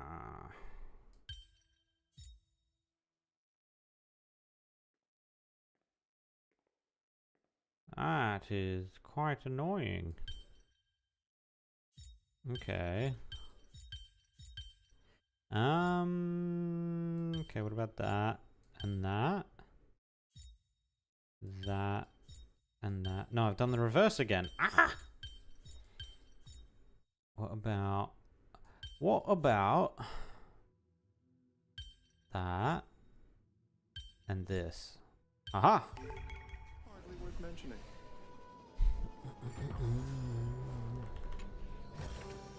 Take it, if it's to your liking. Ooh, poet shoes, huh? What up, wizened priest? Anaxagoras, I thought that you had died to the Black Tide, just like the other scholars. As Kephales's priest, are you not aware of the decorum of respecting the dead? Surely you jest. You blasphemous heretics are not worthy of respect from the Supreme Being. Let me remind you that you're currently in Dawn Cloud, so you'd better keep your deranged language to yourself. I am no longer that altar servant from years ago, who could only acquiesce to the commands of others. Now, I have plenty of ways to deal with people like you. I'm not sure why He makes people disappear. Right now. I can't believe that a follower such as you could have been made by a creation titan. As I see it, a dead titan can't provide you with this level of confidence, right? Then who is it exactly? Could it be kindness? You. Seeing how fond of you Elder Kindness is, I shall let that slide for now. Leave immediately, and don't impede us from receiving the Supreme Being's blessings. Seeing as we were able to hear of this matter from the mouths of others, it seems that Kindness is indeed quite sincere toward us. Perhaps this affair will proceed smoother than I had anticipated. Oh my, what a thrilling confrontation. As expected of one of Kephales's followers. Are you praising or insulting him? Praising him, of course. As a believer of the god of deliverance, it is only natural that he detests evil. Didn't you hear me? I asked you to leave. Go as far away from here as possible. Don't mutter to yourself like some sort of madman and disturb my meditation. Alright, bye, old man. Enjoy your temple. Actually, to be honest, the temple is kind of nice. The enjoyment of collecting.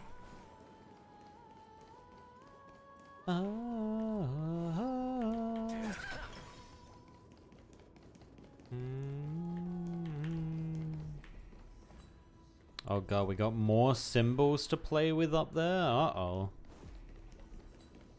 Uh-oh. Over here. Young scribe. Why does that give me feelings of, like, news reporter? Hey, little buddy. What do you want? The Elder says they represent the people. The priest says they represent the Titans. The merchant claims to have a lot of balance in coins in the city, and the crisis heir is mighty and strong. So, who among these four is most likely to have the final say?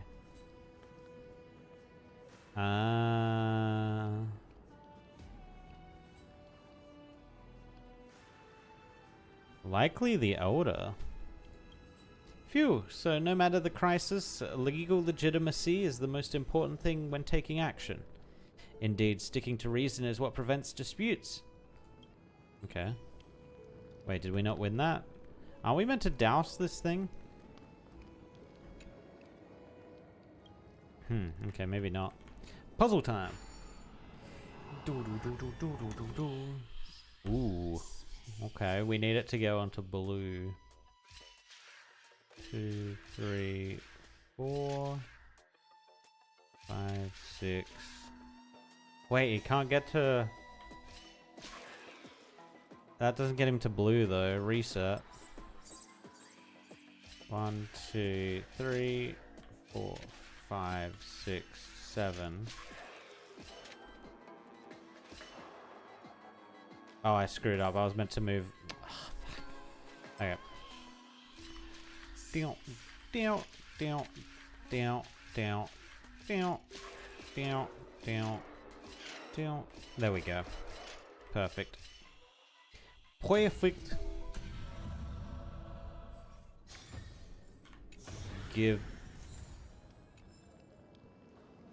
puzzle completed. Can I grab that? Catch. Knew it. Do do do do. Wow, wow, wow, wow, wow, wow, wow, wow. Alright, what's up, young scribe? Professor Anaxa? Word has it that the scholars of the Grove valiantly perished resisting the Black Tide. To find you here safe and sound, thank the Fates. Why? You could say it's the Fates toying with us. Why does this girl care so much? What's going on here? It's only the Crimnoans and Idonians who chase glory through death. But your survival is a victory in itself. I'd settle for that gladly. So, are you here to report the incident to the council? I heard that after the Black Tide devoured Oh, the not all the people up here are would be next priests, in are line. they? Even No. with the demigod of strife standing alongside humankind. This is basically just, Tell me. This is just basically How much Parliament, does the right? Council of Elders know about the Black Tide? So there'll be a mixture of people here. Once Kindness and her followers learned of Circe's and Orynyx's fall, they proclaimed in the council that the Flame Chasers could no longer stand against the calamity alone. Okay. Yet, when the Crown Prince ascended to godhood and repelled the Black Tide, she immediately altered her tune, declaring that all was resolved beyond Akama, with the only remaining menace now being Aglaya and her adherents. They might well make their move at the upcoming Citizens' Assembly. No surprises there, those shifty opportunists. Thank you for your honesty, virtuous student. Being an opportunist could very well be a facet of wisdom. Shouldn't you be searching for murals of yourself? Yeah, true. What I've is had she enough of doing? your prattling. Maybe she didn't find any. I was really curious to see how you would find the middle ground between both factions, so I came to listen in. But it seems as though this kindness is much more ruthless than Aglaya. If so, why do you want to work with her? Could it be that perhaps you've decided to readily surrender this hollow shell of yours, just because you feel like death is fast approaching? I'm afraid you'll be sorely disappointed if that's what you truly think. He's about to do some alchemy. He's going to create himself a robot body. Could the 15th entry hour arrive any faster? Wait, dude just wants to die? Huh? If it's to your liking.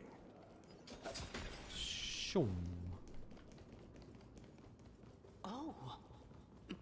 Oh, is it? Did she find one? Every tendril, no, even every leaf could be the embodiment of Circe's. As a result, mere mortals who did not know what the Titan actually looked like chose to paint them as a giant tree instead. Their wisdom was portrayed as fruit, to symbolize how they shared their knowledge equally among the masses. Such exquisiteness indeed. She gonna be happy about this? This mural is quite abstract. You're a tree. I really can't tell whether you are praising or demeaning yourself. Now I'm quite curious whether the Reason Titan has studied figures of speech before.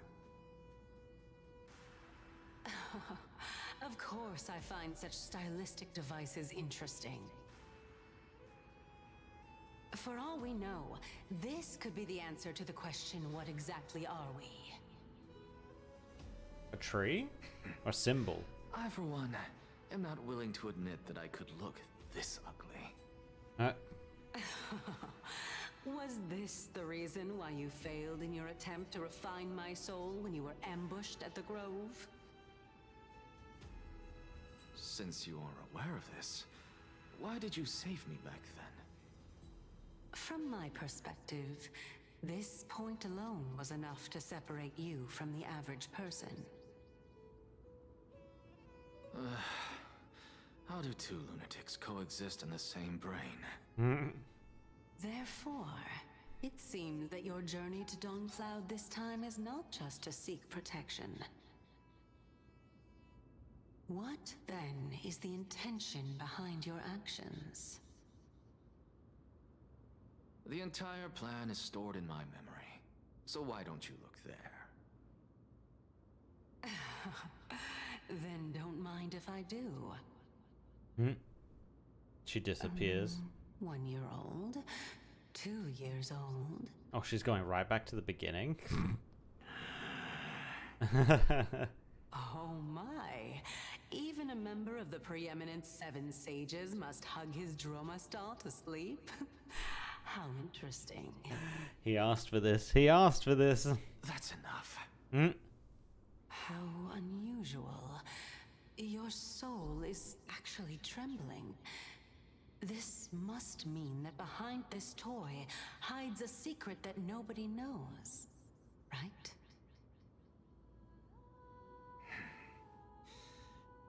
Since our days are both numbered, I don't mind telling you more about it. This is a present that my sister gave to me. It's a doll that was made to look like our family pet. So there are other members in your family, eh? Are they also living in Akama? That A Don't was you very just love to Canadian. pick through my brain? Go on, continue flipping through my memories. It won't take long. You'll discover the answer when you reach the memories of when I was 5. Oh, the black tide is everywhere. I can't bear to look. When I was young, I couldn't Alright, so accept this another- outcome either. Georios, Aquila, Kefali, and you, of course. Although I prayed to every titan that I could think of for help, my efforts were ultimately futile. Yeah, sounds like the gods did This- absolutely nothing to help with the Black Tide. Or the Could this Titans, I be guess. The inception of your research into alchemy? Indeed it was. Everything started from that verdant courtyard of yours. When I was pursuing my education there, I naturally also came to learn of the Thesis' theory as well. Oh, I remember that person. He was the one to come up with the concept of souls, right? Not only that, he also believed that life, as well as the composition, movement, and transformation of matter, all stem from souls themselves. This is why I thought that, since all living things stemmed from the same origin, why could I not sacrifice myself in order to resurrect my nearest and dearest? Anaxa, What? you... Impedestals? I did it, teacher! Okay. But this is absolute blasphemy. Regardless of how much freedom the Grove provides, such an act could cause you to be burned at the pyre.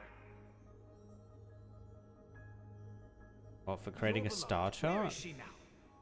Send her away from the Grove at once, to a place where nobody will ever be able to find her. Otherwise, the both of us will be judged by the Council of the 7 Sages.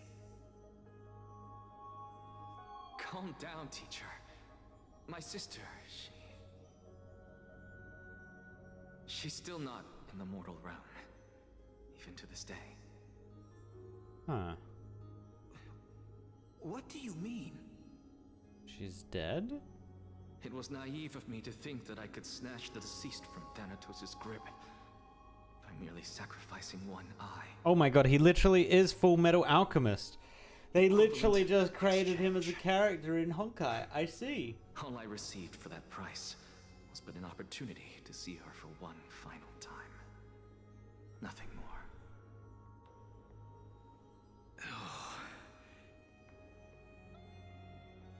Let it go, Anaxa.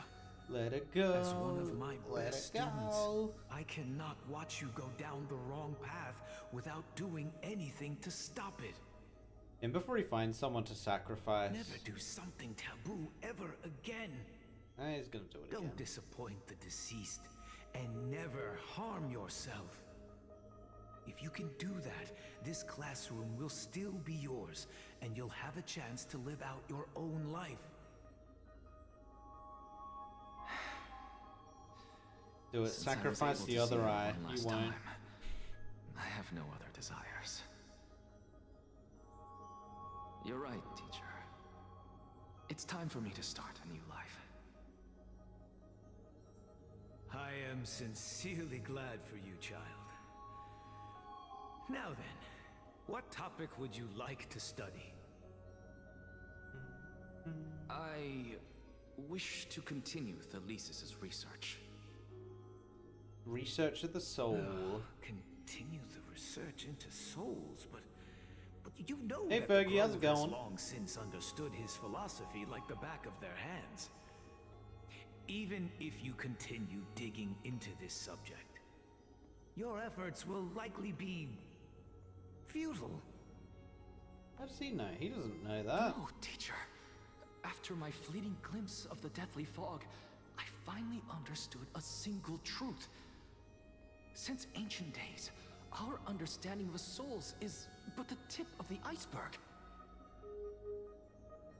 I may have lost an eye, but my view of the world has become clearer than ever.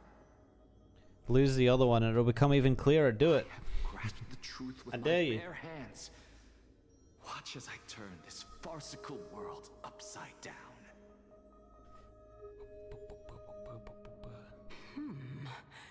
Who would have thought such a secret lay concealed beneath that hefty eye patch of yours? However, this story doesn't seem to be connected to your plan. In fact, I'd say that they aren't related at all. The answer lies within the tale. If even you cannot understand it, perhaps you should relinquish the divinity of reason to me. After all, it'd be a waste for you to hold on to it. My story ends here. Now it's time for you to tell me your secret. After all, this is what equivalent exchange means, correct? He even says the line. As expected, you laid a trap for me to step into. Unfortunately, even if I was willing to talk about my past, I may not know more about it than you do. Oh? Are you saying that the renowned Reason Titan is now admitting a lack of wisdom? Your followers are going to be sorely disappointed by this. Child of humanity, remember this. Being cognizant of one's ignorance is the greatest wisdom of all. Now I understand. No wonder you asked me to answer your random, nonsensical questions. Not only that, you're the only one who can shed light on my query. Oh, because she doesn't As the remember saying anything from her goes, past? Onlookers see most clearly. Right. Is that so? Lord Anaxa. I saw you muttering to yourself and was wondering whether you were caught in a delirium of reflective thought. I'm sorry to interrupt you, but time is of the essence. All I right. have a message from Lord Lygus. Lady Kindness has met up with the Council of Elders and is awaiting your arrival. So Here we please go. depart forthwith. We get to see the Council of Elders. It's finally time. Let's climb those stairs. Let's go. Carefully. The one who created the world, and the one who bears the world.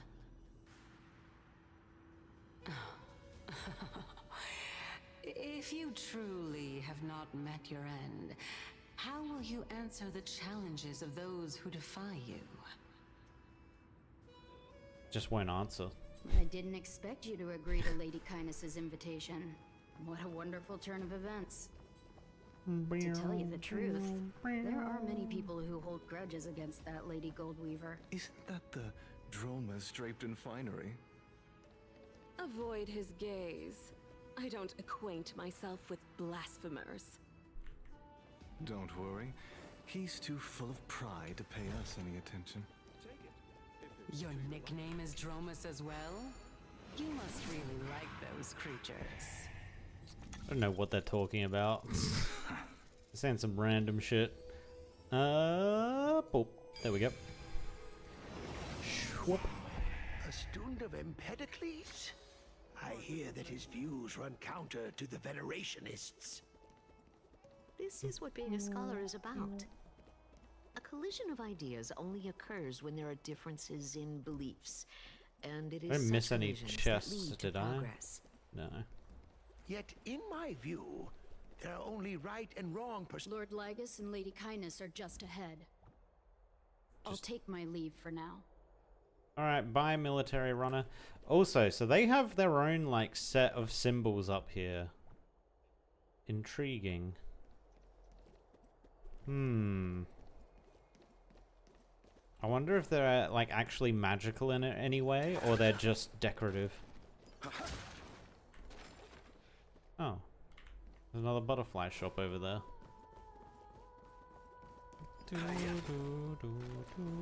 Chest? No chest, okay. We climb.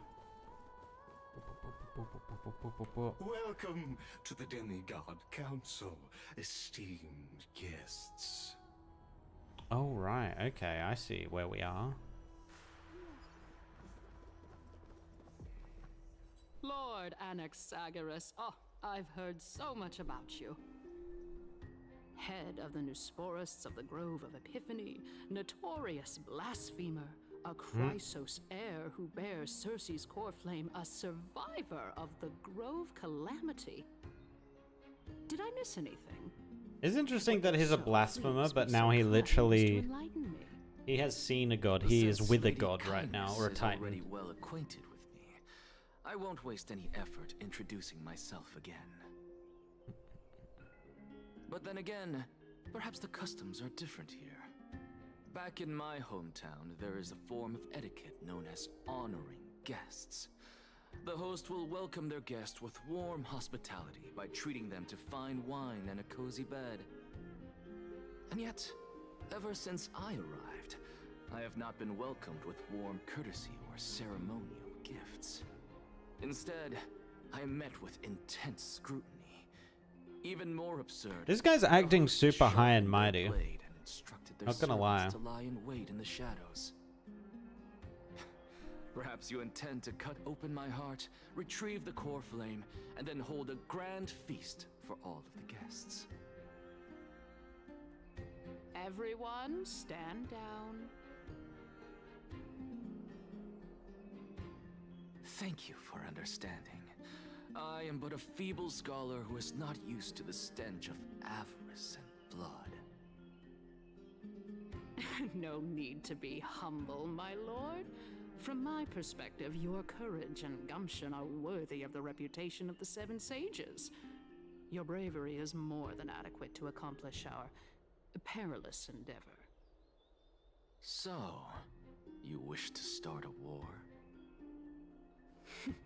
Well, since the Chrysos heirs are calling for war, we will respond in kind. Oh.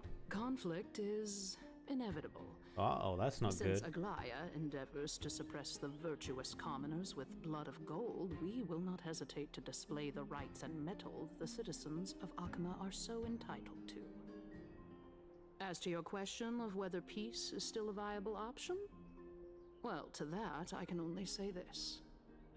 Everything hinges on the next citizens' assembly and whether they have a sudden epiphany amid the clamor of the masses.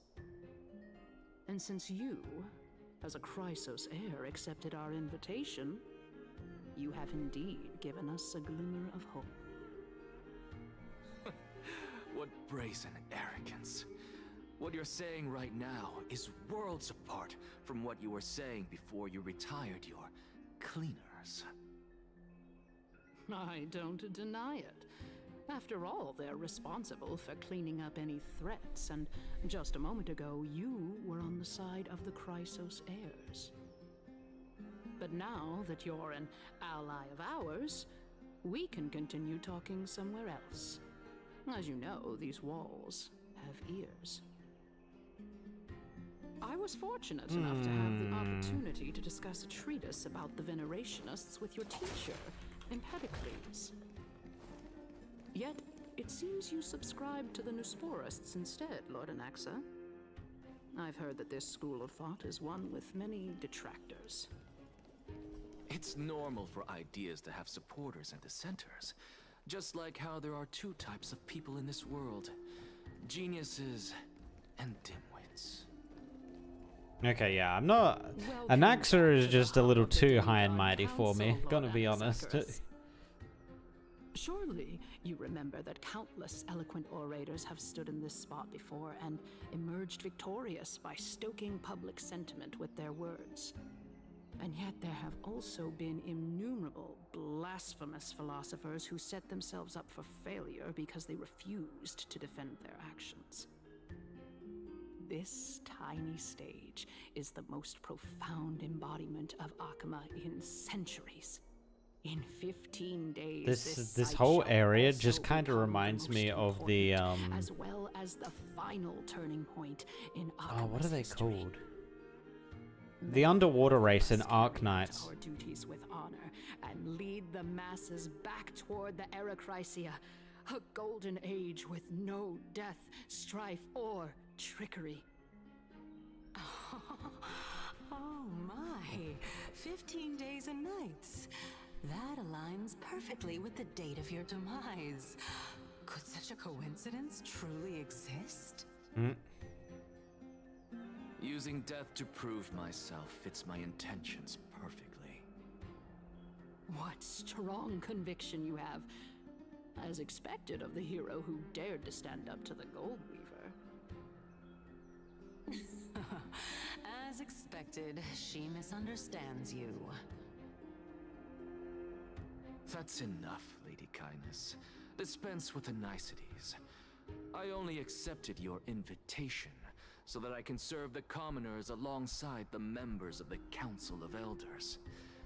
Don't test my patience with such superfluous formalities. Well, you say that now, but surely you also require my aid as well, so that you can stay alive even when being pursued by the Golden Thread? You worry too much. She won't show her hand too freely, as she still needs to garner support from the masses at the Citizens' Assembly. I assume we're gonna see the Someone like Citizens' me can Assembly. tell that only a sliver of her humanity remains. Surely you're not asserting that she will definitely act in a rational manner. As you're no doubt aware, Aglaya covets the core flame that I possess, which makes it the bargaining chip that allows me and the rest of you to negotiate with her. However, in return, I'll need the Council of Elders to support me as much as possible. Naturally, this includes the guards as well. You're well aware how valuable Cersei's core flame will be in the Era Chrysia that you are desperately pursuing. Talk is cheap, so you'd better act prudently as well. I understand. After all, I'm confused. What are these guys gonna do with reason? Require what they need. As long as your request is reasonable, the Council of Elders never shortchanges its allies. Since we're both intent on mutual cooperation, let's not mince words and just speak plainly to each other. Yes, please. Let us decide how much we can secure for ourselves and how much we're willing to sacrifice. Like Oh, they're true just gonna use it as a bargaining with our chip. Okay, words I think I see. and wisdom. I'm not sure what they're bargaining for, though. Let's begin. Continuing from the earlier topic, let us discuss our common enemy, Aglaya. She is the second most experienced Chrysos heir across the whole of Akama, who has gradually lost her humanity to the ravages of time and the ablation of the core flame. A formidable opponent indeed. Admittedly, there is ample reason for her to take your life. Yet your previous reasoning is quite sound. As a seasoned political animal, it's unclear whether she will actually cross that irreversible boundary. Moreover, she still needs you alive so that the Titan's trial can be completed. I mean, he doesn't need to be alive, Is right? there anyone present who can swear by the sacred vow of Kefali and guarantee that you weren't in league with that woman before coming here? Are you just trying to pull the wool over our eyes and aid her in her savagery? I'm so has Aglaya's savagery ever been described? Because I don't...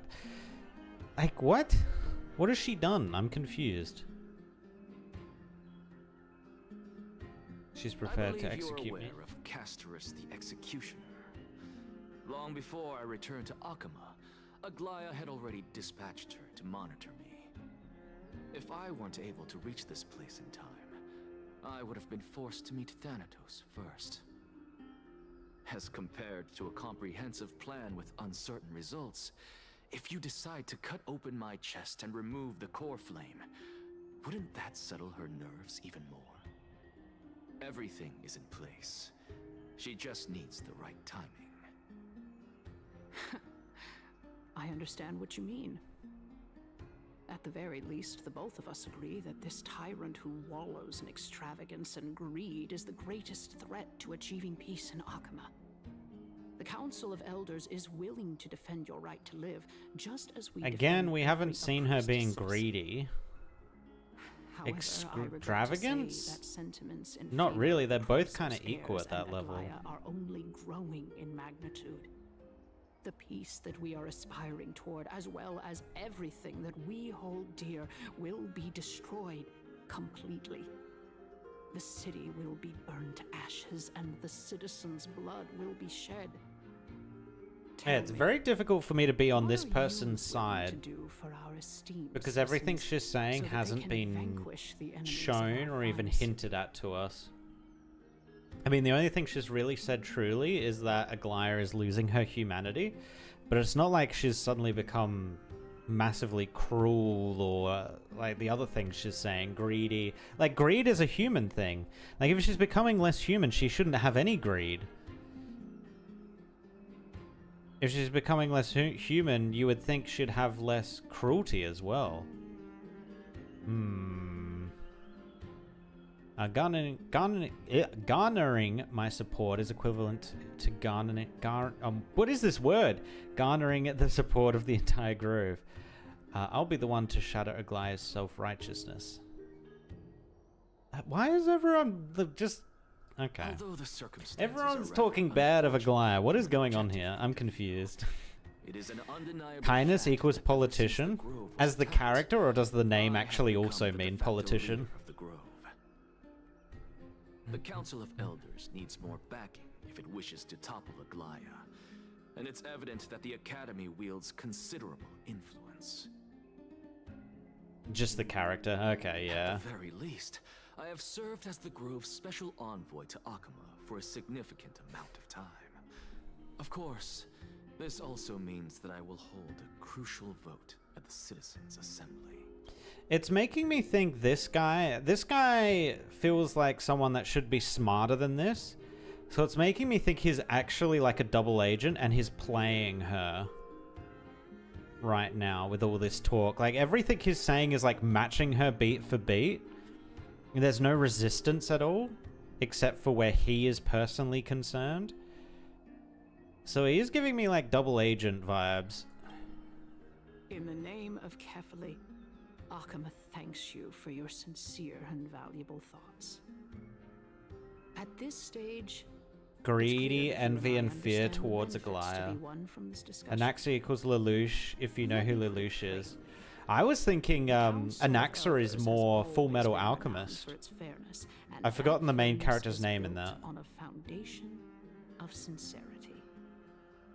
The Council of Elders All I can think of is Alphonse, but that's the brother. Always remain loyal to them. As for you, my lord, how will you guarantee that you will be able to live up to such earnestness and will not betray Akama's indomitable citizens when the opportunity presents itself? Just as you now betray Aglaya when it suits you. How absurd. My loyalty is unquestionable. I'm questioning it. Surely you jest. My loyalty does not need to be proven. The fact that the Council of Elders is asking for proof of my loyalty is itself akin to a form of betrayal. That's a little bit of a stretch. I am incredibly honored to have witnessed the both of you bury the hatchet in a civilized manner. However, I am afraid that I must... Anaxa is manipulative? Okay. Yeah, I kind of got the sense of that with him, with this chick. The following. Lady Aglaya, the Gold Weaver, is currently on her way to Dawncloud. I just don't know what he wants, though. Well, I do believe that we might have a slight overabundance of guests today. Feeling dissatisfied, Lady Kindness? Despite the Council of Elders' lofty residence on Dawncloud, it must still tolerate the whims of the Chrysos heirs. So you were holding back just now. Seems like you are better at playing this game than I. In any case, I'm glad that she's arriving here. So tell me, Anaxagoras, now that you're an ally of mine, if Aglaya were to demand that I hand you over, He's just going for the truth? what should I do? The truth of what, though? You can do as she says. Tell her that the Council of Elders merely wished to chat with me and had no intention of offending her. However, by doing so, the authority of the Council of Elders will be as thin as papyrus that has been soaked in blood. Not only can it be destroyed at the slightest touch, but the Council will also lose possession of a valuable core flame. Oh, the truth of Amphorius? More like 2 core flames. After all, at the next Citizens' Assembly, that young lady who is synonymous with death will also be standing on our side. Wait, what? Oh? How does he figure that? How can you be sure of that? Is that of importance to you? All you need to know is that I have a plan. In my opinion, you should be more worried about the impending threat. If Aglaya can seize me in full view of the masses today, she could also dismiss the entire Council of Elders in one fell swoop tomorrow. Okay, so he's trying to get protection from her. The discussion that we've just had will turn into an utter joke instead. Yeah, he's putting panic in her. You wish to see, Lady Kindness? I see, he is quite manipulative. I will handle this matter appropriately. And look at that, it worked like a charm. But you do best to remember this. Fool the people and karma. Well, he was doing study into souls, right? I'll overlook it I'm not this sure time, what exactly he was don't studying count on there. there being a next time. Unless, of course, you crave cruel punishment and consider suffering the perfect state to ponder the true nature of souls.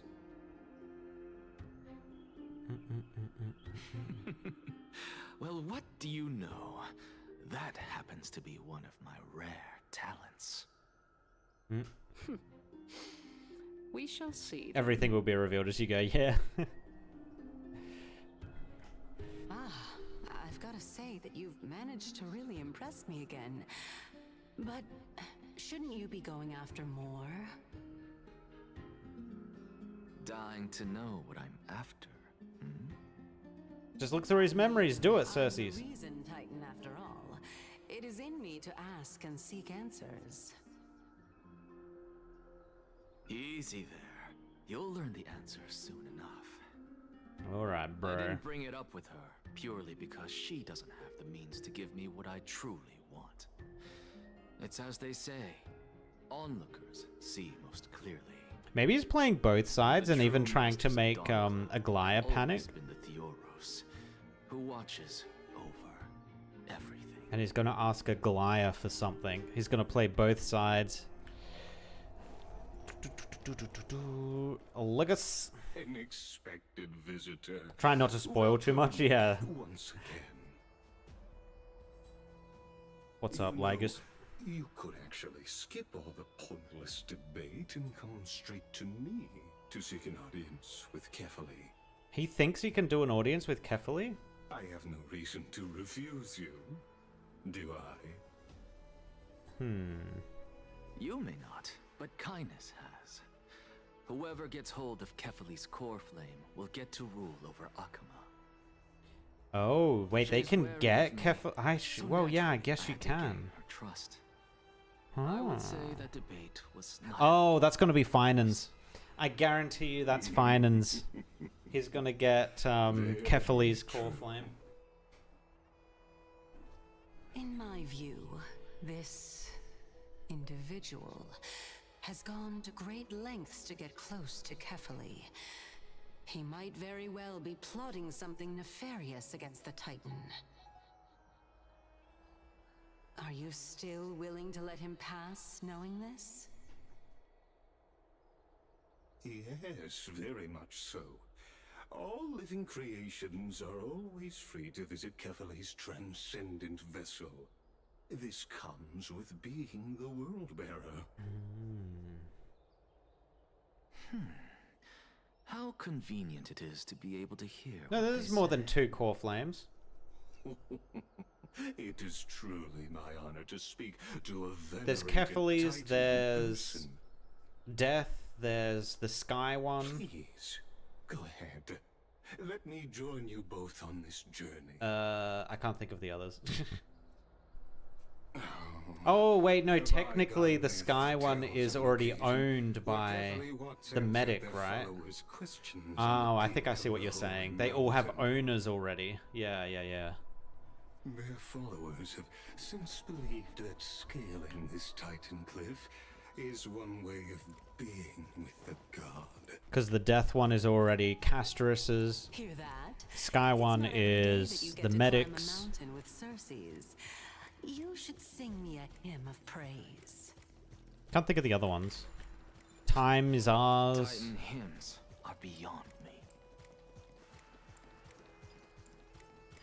We don't know who the cat person's is. At least not yet. I assume that'll be revealed shortly. Not owned yet. Yeah. Yeah.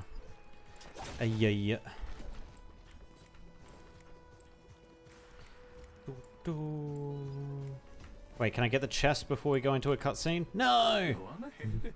Take this Yanis shortcut, and the long pilgrimage stairway will be waiting for you at its end. Okay. I have to admit, I never expected you to not ask me anything. Not even my motive. Because I know very well what it is you are after. As the saying goes, a gentleman helps others achieve their goals. I have a feeling that your theory will be validated at the end of this journey. We don't know what that theory is yet. Kefali will not deprive you of your right to ask your question, especially now that you're on the brink of death. You must be closer to Kefali than anyone else. Wouldn't you agree? What, because Kefali is also dying? I hope things go as you say, then.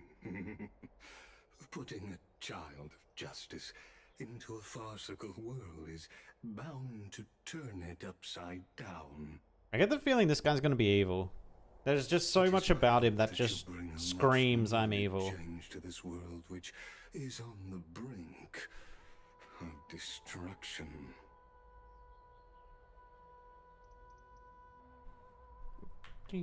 Grab.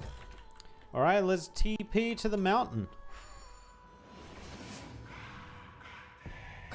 Caught there. Oh, close. There we go.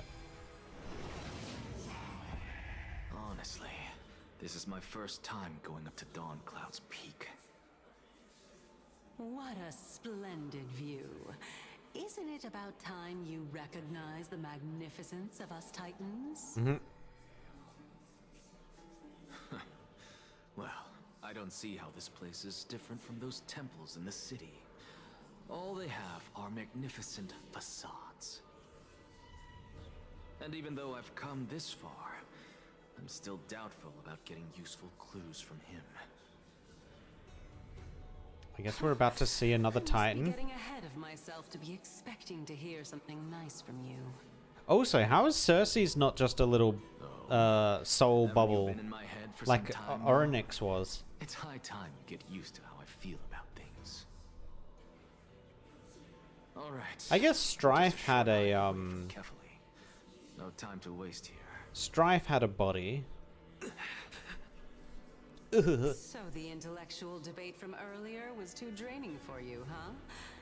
If Amphorius gets a new lease on life, you should focus on strengthening your body and stop shirking social interactions. Save your concern. The Titan is in sight. Can you make it? Why? Are you going to carry me up if I were to fall now? I wonder if she can take control. I bet you she probably can. Come along. She won't carry you, but she'll take control and force you up there. I'll just wait till your soul dissipates completely to gain control over your body. Wait. Is that Cersei's? Hey, look at that. Huh? What should I be looking at? Oh no, now he's seeing things. Am I hallucinating? Yes. You have gone full crazy. Do we even get to see souls when we're close to dying? But why would you see Cersei's soul? What? That makes no sense. There was no chest back there? Nope. Okay. We climb. Ooh, fancy. They have self-lighting cauldrons. Oh? Why didn't you bring your favorite spear with you on this trip, Nias? Nias. I know I've heard this name somewhere. Nias. It's unfortunate. The Black Tide destroyed every last inch of my calyx. How could that be? Even a creation of Georios, from their prized ores and molten fire, couldn't escape the fate of destruction? Hey, Cersei's. Do you know a certain Nias? This version of Cersei's lost her memories, right? No. Yeah. Not that I remember. How did you even think up such a strange name? I just saw him. Nias. A warrior-like figure who was just chatting with you here. No, I have no such memory. Could you be hallucinating? Well, she literally just told us that her memory's kind of sketchy.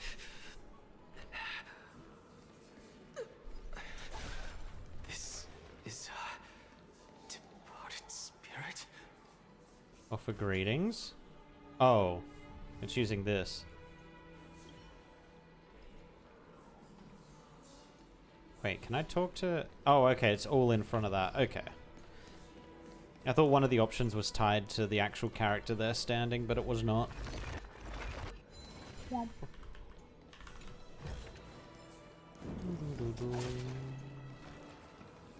Oh, does this zoom? Oh, we're zooming. I love how they use multiple versions of this tech. Like, why wasn't this just one of those, like, weird portal things? It's like, no, we also developed the flying disc. You two again. Where's the hand?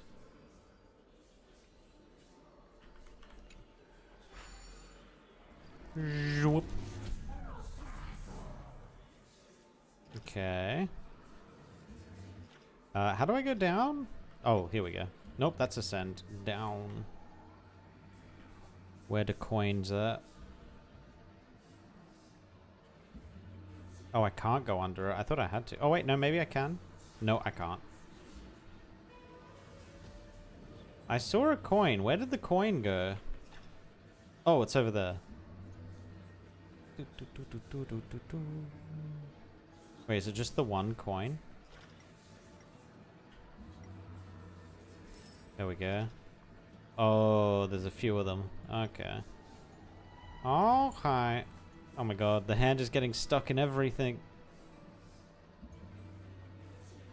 How far can I go with this? Oh, there's another coin.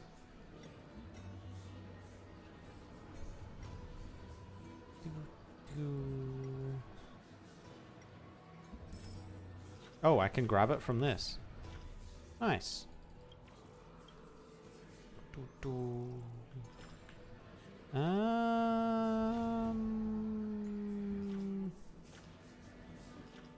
Oh, there's another one. Oh, we can grab this as well while we're doing that. Whoop. Yoink. What? Okay. For the honor of being a weaver, Buzz, take a guess. Behind which tree am I hiding? The one on the right. Wrong, Buzz. My moves are unmatched in the world, Buzz. I still got it, though. Another coin. Oh, yeah, we need to get this one. Whoop. Alright, now there's two more. I'm going to assume they're, like, on the top of these things. Oh, there's one. Let me through, let me through. There we go. Alright, and the other one, I get the feeling it's on top of a pillar or something. Oh, over here? No? Where?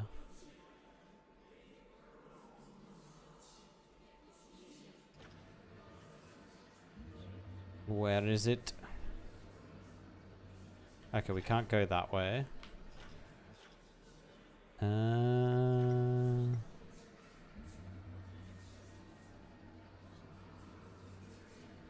I don't think it would be this far away, right? Yeah, no, we can't even go that way. So it has to be somewhere around here.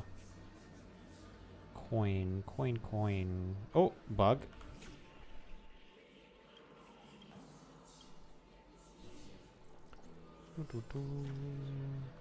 Wait, isn't there two more of them still?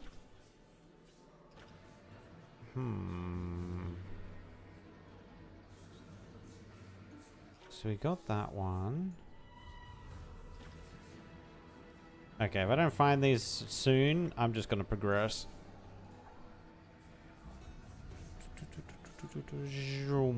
Nothing there. Nothing there. Nothing there. I will grab this though.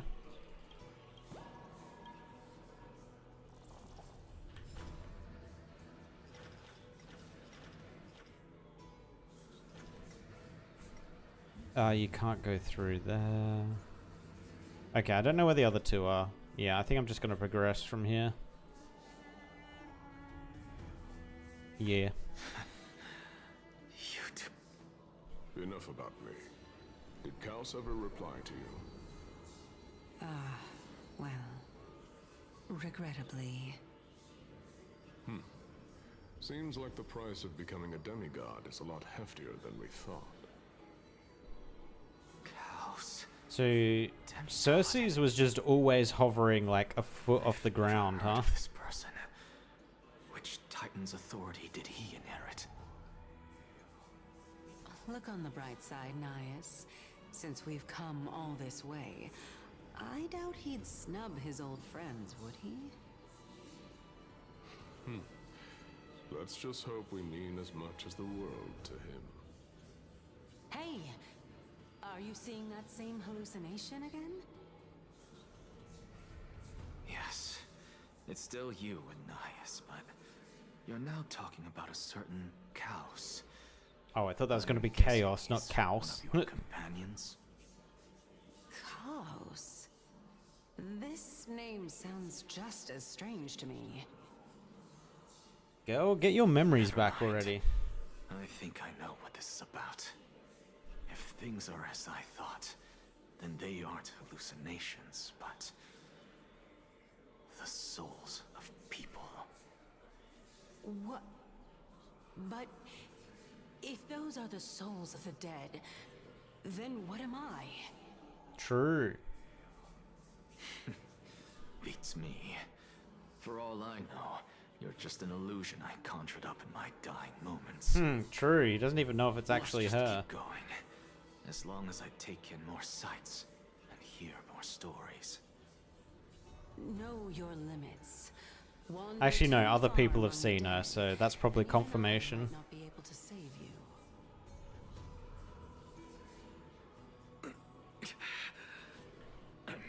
Fine.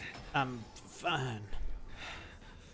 If this is indeed as I thought, then this will be very amusing. Another butterfly or wish fly? I'll take that. A puzzle.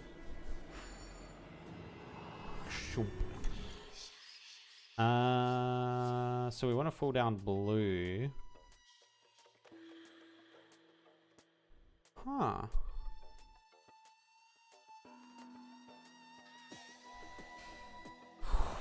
Wait, what?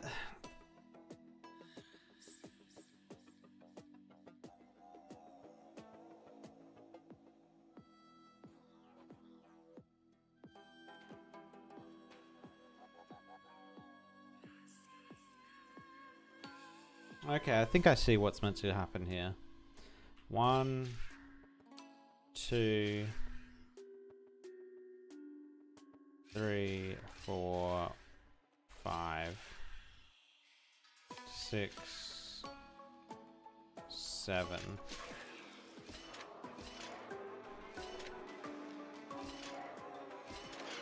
Easy.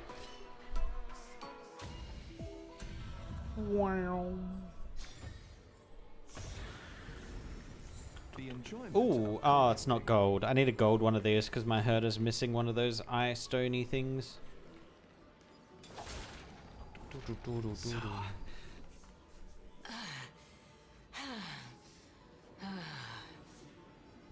She's struggling to climb? Can you keep going? Of course. I'm just... She's hovering. I knew we had to climb a mountain. I wouldn't have come along with you. I think that's kind of funny. She's literally hovering. She's does not climb in nothing. I guess this also counts as one aspect of the world-bearing burden. If Amphorius does have a next life, you may want to get your body in shape. Keep your sarcasm to yourself. Or maybe that's why she started hovering, because she didn't want to walk anymore. I would sooner throw myself off this cliff and hit rock bottom than exercise even a little. I am Calypso of the eminent Seven Sages, after all. Training would make me no different from those Helcalithist barbarians. Calypso. She's one of the Seven Sages. A member of the Grove? No, she can't be. I would know her name if she really were one of the Seven Sages. Yeah, maybe one of the Seven Sages like 1,000 years ago, bro. Does the name Calypso ring a bell? Circe's? Oh, she gone. Gone. She don't want to talk to you no more. I can do this myself. Oh, beautiful old world. Where are you now? Shoop. Oh, legendary era Chrysia, return to the mortal realm. Splendid. Is she doing an incantation? What's going on? Alas, all that's left of that warmth is a hazy mirage. Alright, here we go. Let's talk to a god or a titan. Or another titan. Finally. So, I don't get to ask the Titan my question, but all of you make for a pleasant surprise, nonetheless. Very well then, let me uncover the truth for myself. Yeah, before he just passes out and never gets the chance to do this again. Did I still fail to make it in time? Huh? What? It hasn't been 15 days, bro. I'm back here again. Oh, he has kind of like fainted. Okay. I can hear it. I hear it from the depths of the tides, behind the closed doors of the void world. A voice ready to tell me something. And it says... This time, the voice is a lot clearer than before. Yes? Oh. Since we've come this far, let's just wait. Okay, waiting. Lord Naias Cass? and Calypso, are you both here to visit Chaos too? Yes, and we've been waiting for quite some time now. Regrettably, he hasn't answered us. Actually, this is probably Cass's twin, right? Already been overwhelmed and crushed by the world-bearing burden. You're overthinking, Lord Naias. I can still sense Chaos' soul in the area.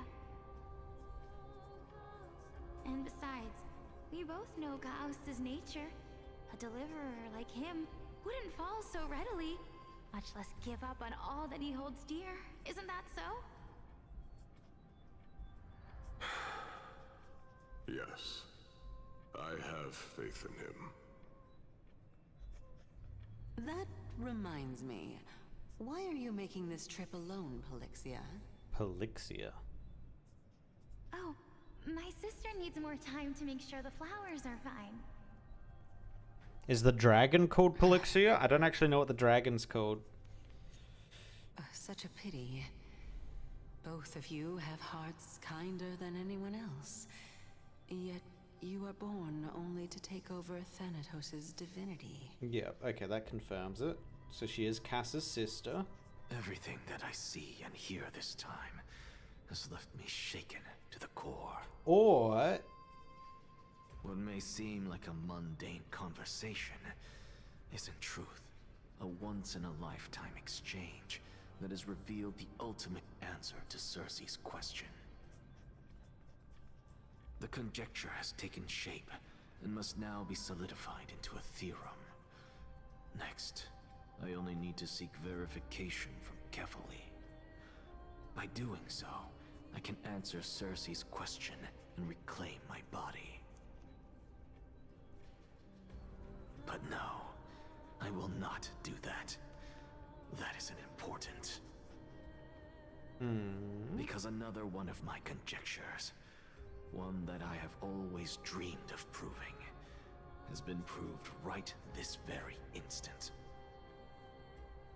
That there's Fusing two? a mortal soul with that of a titan to replace said titan is not a ludicrous idea after all.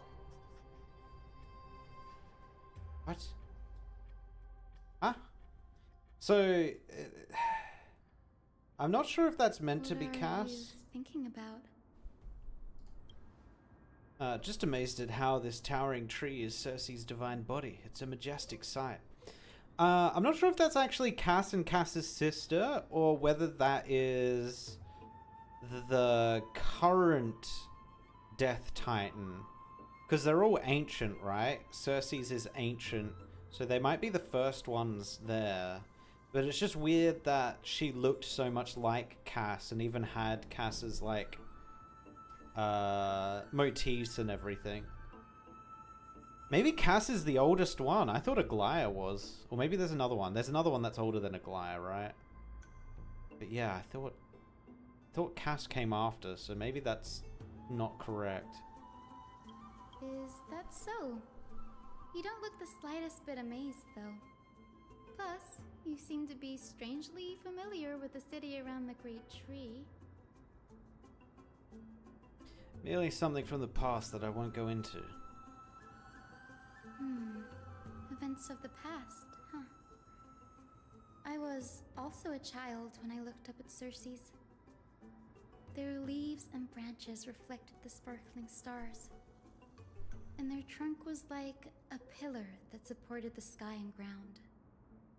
I stood at this very spot back then, imagining the day when I could climb to the top of this tree. Because I would be the closest I can be to the sky at that spot. You're a sky priest, yet you study at a place that is home to the Reason Titan. That's rather counterintuitive. Don't read too much into it. I mean, can mortals even hope to reach Aquila's realm? They're a strict and draconian god. Nothing like Circe's. Reason is willing to share what is theirs with others, but Sky only expects people to revere them. You get what I'm saying, right, Danny? Danny? After all, the titan that imprisoned you and Gray here in Amphorius is none other than Aquila themselves. Yes, I didn't count on provoking the ire of a local god. But there will always be people who dream of soaring towards the sky. The Grove has a wealth of research on Aquila, and that is exactly what we are here for. It's just, I never thought Gray would meet with something like that before we set off. As a physician, I should have been there by his side. Just meant to say her. Bad luck tends to come in streaks, so don't beat yourself up over it. Besides, Aglaia needs you here to uncover the truth behind what happened to the Grove. Let's just make the most of this trip and keep a lookout for any documents related to the Death Titan. They could be useful to her. There's no rest for the weary, huh? In any case, what we're looking for could be anywhere in this enormous grove. Let's split up to cover more ground. Danny, with your skills, I'm sure those monsters... Him being called Danny is so weird. No threat to you anyway. What about you? Will you be alright on your own? Have you forgotten that you're talking to the chief physician of the Twilight Courtyard? Have more faith in me. I'll be just fine. The silence in here is near deafening. With the vast amount of knowledge it holds, this academy is akin to a labyrinth of information. Even the cleverest of scholars would easily lose their way in here. I should gather my thoughts before heading in.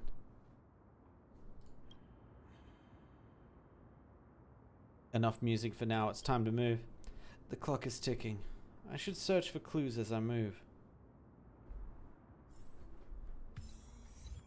Alrighty. Oh, so we can TP over to there. Okay. Oh, there's a weird little goopy guy here. Hello, goopy guy. Wait, where are we meant to be going? This way, okay. Doo -doo -doo.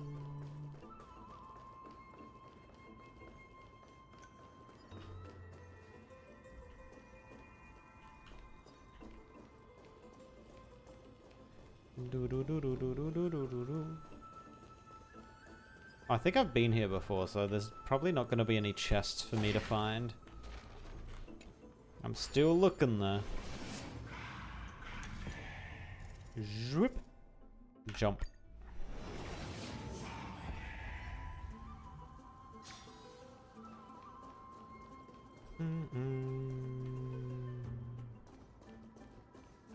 Did we ever open that door? I don't think we did.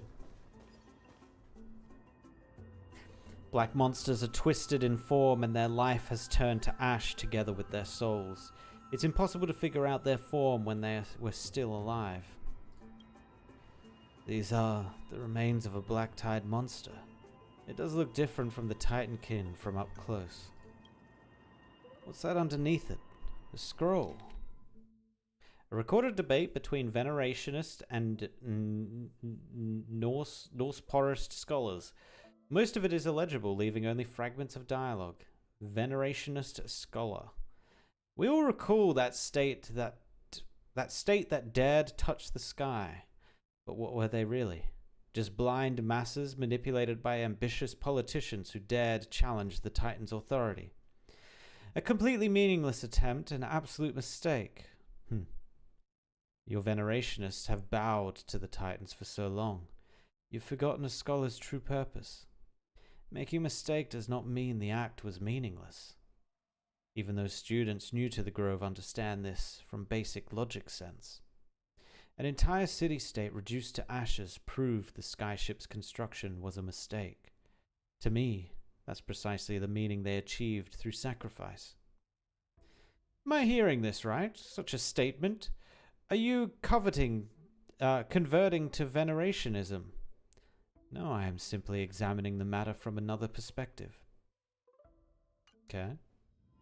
As I expected, the Grove doesn't forbid discussions about the sky. It's a debate between two scholars about the skyships. Aglaya also made mention of the ships when she interrogated us. A memory I'd rather forget. I'll hold on to this for now. With any luck, this journey won't leave us empty-handed.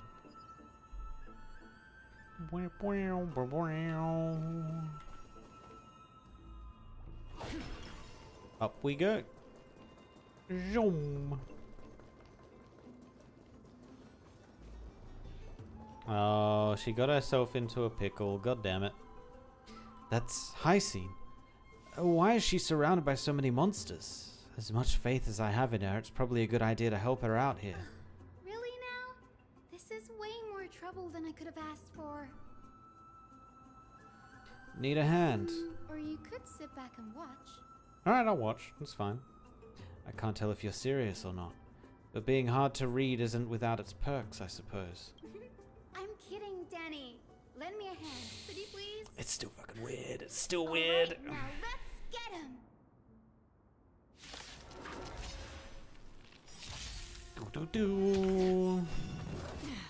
Good times. Time to say bye. Boom. I love how this is still the team I'm rocking, lol.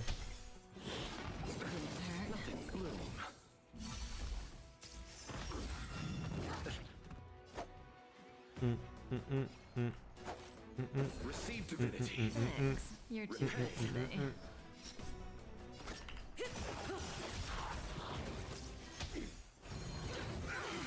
Eternal sleep. The dead return.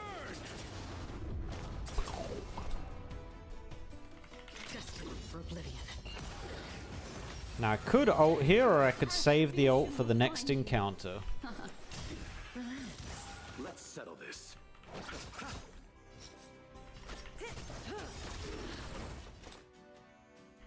Still waters of oblivion. And we save it for the next encounter. We got like 4 ults ready to go there, nice. This place is practically in ruins. What happened? There shouldn't be this many monsters here.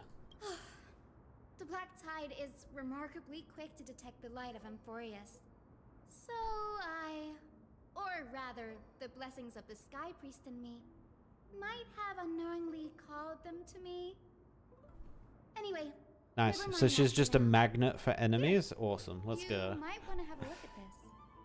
I found it around here and thought it might be of interest to you. What is it?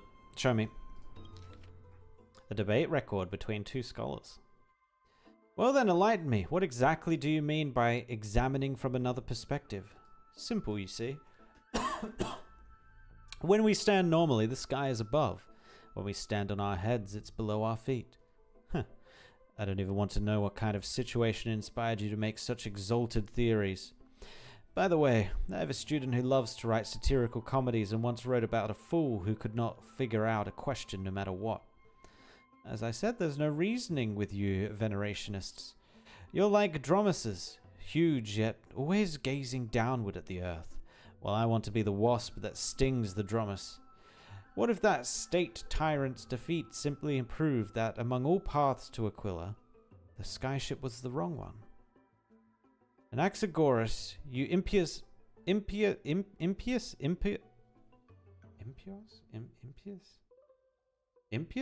blasphemer. Mark my words, you will eventually answer for your sacrilege. I doubt your students or that young teaching assistant girl have any idea what secret research you're truly conducting. Okay. Anaxagoras is the scholar who fused himself with the core flame of reason. This is new. I didn't know Professor Anaxa was researching the sky. He's never mentioned anything about it. Yeah, so it sounds like he was researching a lot of stuff. Finan said Anaxa would, might be opposed to the Flame Chase journey. Might is an understatement. Anaxa has never been one to venerate the gods, nor has he ever found it within himself to put any faith in the prophecy. People have come to think of him as a heretic, even in a place as liberal as the Grove. Yet, it is also this very blasphemer that Cersei's favors. Fate sure works in mysterious ways. I picked up a scroll on my way here too. It looks like it may be related to the one you're holding. Oh? Let me have a look. High Scene combines both records together. By the looks of them, these scrolls are records of two conversations that took place in the same setting, one after the other. There's still much I don't know about the Grove. Do you mind if I ask you a few questions? Sure, go ahead. Sure. I don't have any further questions. Every failure brings us one step closer to the truth. Perhaps, to him, the crash of the sky ship carries a different interpretation. The firmament is not impenetrable. On the contrary, it was precisely because the sky ship represented the first step toward breaking free from the shackles of the earth that it provoked the wrath of the Sky Titan and brought divine punishment upon itself. It's a shame that the majority of the Grove's research on Aquila was headed by the Venerationists, with sacrificial rituals making up a predominant part of their findings. In before it's been like a total misunderstanding with Aquila, and Aquila thought they were going up to try and fight him. In relation to Aquila, dwindled even But he further has after the sky ship incident. he has no care for people that much want to so try and that leave. Even this scroll is completely new to me. Don't worry about it. We'll just collect everything we can find on the Titans for now. There's something else that's caught my attention, though. This says that Anaxa is conducting secret experiments of some sort. That's what I'd like to know. What are these experiments he's involved in? Even I, the assistant lecturer, know next to nothing about them. Well, he did sacrifice an eye, so that might have been one of the experiments. Why is this one... To what happened at the Grove? What is this? This is an enemy, right? Yes, okay, it is an enemy. Run away. Hold on, hold on. There's a chest. Nope, we already got that chest. Run away!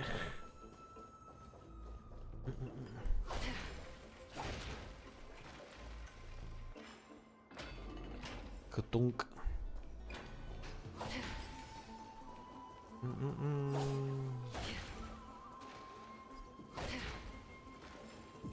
Oh, we're back here. Okay. This is the Library of Philia, a place where the Grove stores its collection of tomes. Other than books written by the 7 schools, you can also find philosophical texts, ballads, and religious writings from the Outlands here. Cities that desire to learn from the Grove were apparently expected to contribute knowledge of equal value to what they sought. We've had more than our fair share of hilarious episodes over the years. For instance, it's said that the Erythrocheramists once borrowed a manuscript from a certain author, but ended up returning a copy instead of the original. What's more, the original manuscript was supposedly then hidden here. That doesn't seem like a nice thing to do. Nice? No need to hold yourself back, Danny. You can just tell it like it is. Their behavior was no different from bandits. Well, if you don't mind, did the Grove ever rob Castrum Kremnos? Whew. You've got me there. Some said you couldn't even find a dictionary in Castrum Kremnos, so I guess they were spared. There are too many books in the Library of Philia. Flipping through them all will take too long. Why don't we use the Biblioslate to search for the text we need? Bibliotech. Bring them back to Akama for reading after It's the isn't that the Italian or Latin word? I think it's Italian, right, for library? Agreed, this place isn't safe. There are still several more scrolls strewn all over the place. I'll gather them while you pull up those texts. This way, nothing will be overlooked.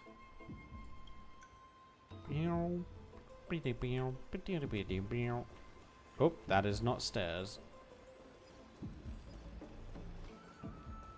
Give me the biblioteca. There are complaint letters from the scholars about Anaxagoras, the blasphemer. There's a thick stack of letters. Based on the dust accumulated in the perfectly intact seals, the complainee did not even bother opening them and just chucked them aside into a corner. This is about Anaxa. I should read this. Hi, Scene. You should come and have a look too. Ugh, it's so dusty in here. Whoa. Are these all complaints about him? I can already see what they must have written. Anaxa has no respect for the gods. His very existence undermines order in our society. They're probably all things like that. Does Anaxa hold that much influence? Why else would they call him the Great Performer? When Anaxa established his school of thought, the first thing he apparently did was read his own work to everyone. Are the Titans truly an accurate reflection of what humans think gods should be? Worlds created by gods are indubitably perfect, but what of Amphorius? Only foolishness and insensitivity everywhere you turn. An uncanny impersonation. What happened after? They marched him straight to the seat of judgment before he could finish. Though what he took on in the end was more of a debate than an actual trial. He had to address every one of the scholars' allegations, or face expulsion from the Grove. The first allegation was... Do you agree that since the Titans created the heavens and earth, so the mountains, rivers, and seas must likewise be their creations? Am I supposed to put myself in Anaxa's shoes and answer that? Yes? As told in the myths, the seas and skies and the earth are all, beyond the shadow of a doubt, creations of the Titans. Anaxa would have probably been spared a lot of trouble if he had answered this way. Instead, he quoted past instances of the Flame Chase journey and posited that humans have the potential to take over the divinity of Titans. Needless to say, his critics didn't take kindly to his answer, so they followed up with a second allegation. You claim to be studying souls, yet you are, in fact, defiling them and committing acts condemned by the gods. Do you admit it? That's a serious allegation. Did he really do that? Anaxa always wears an eye patch, never removing it, even when alone. Some say he used one of his eyes as an alchemical ingredient.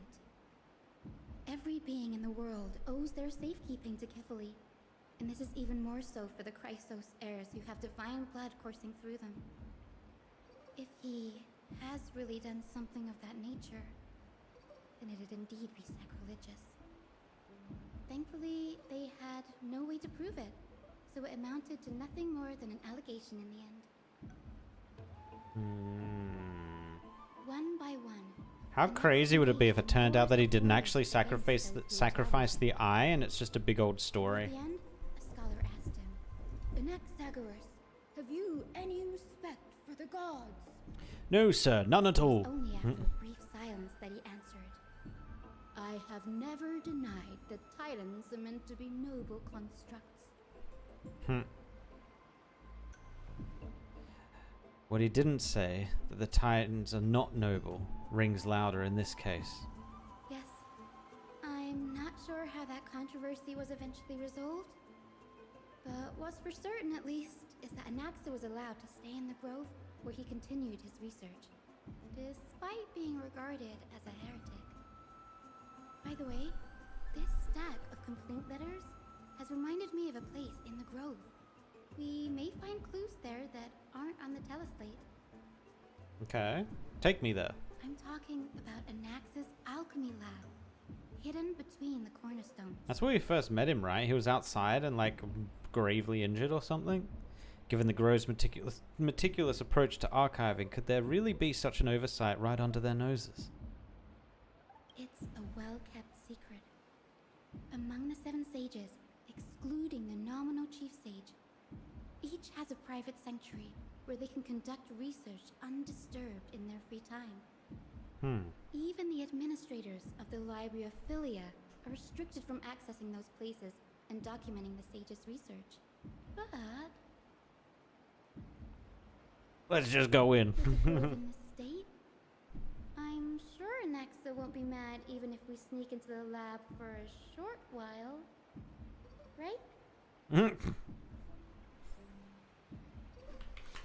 Sure, let's do it. Let's just sneak in. Boom. Boom, boom. I require an elevator. Please elevate me.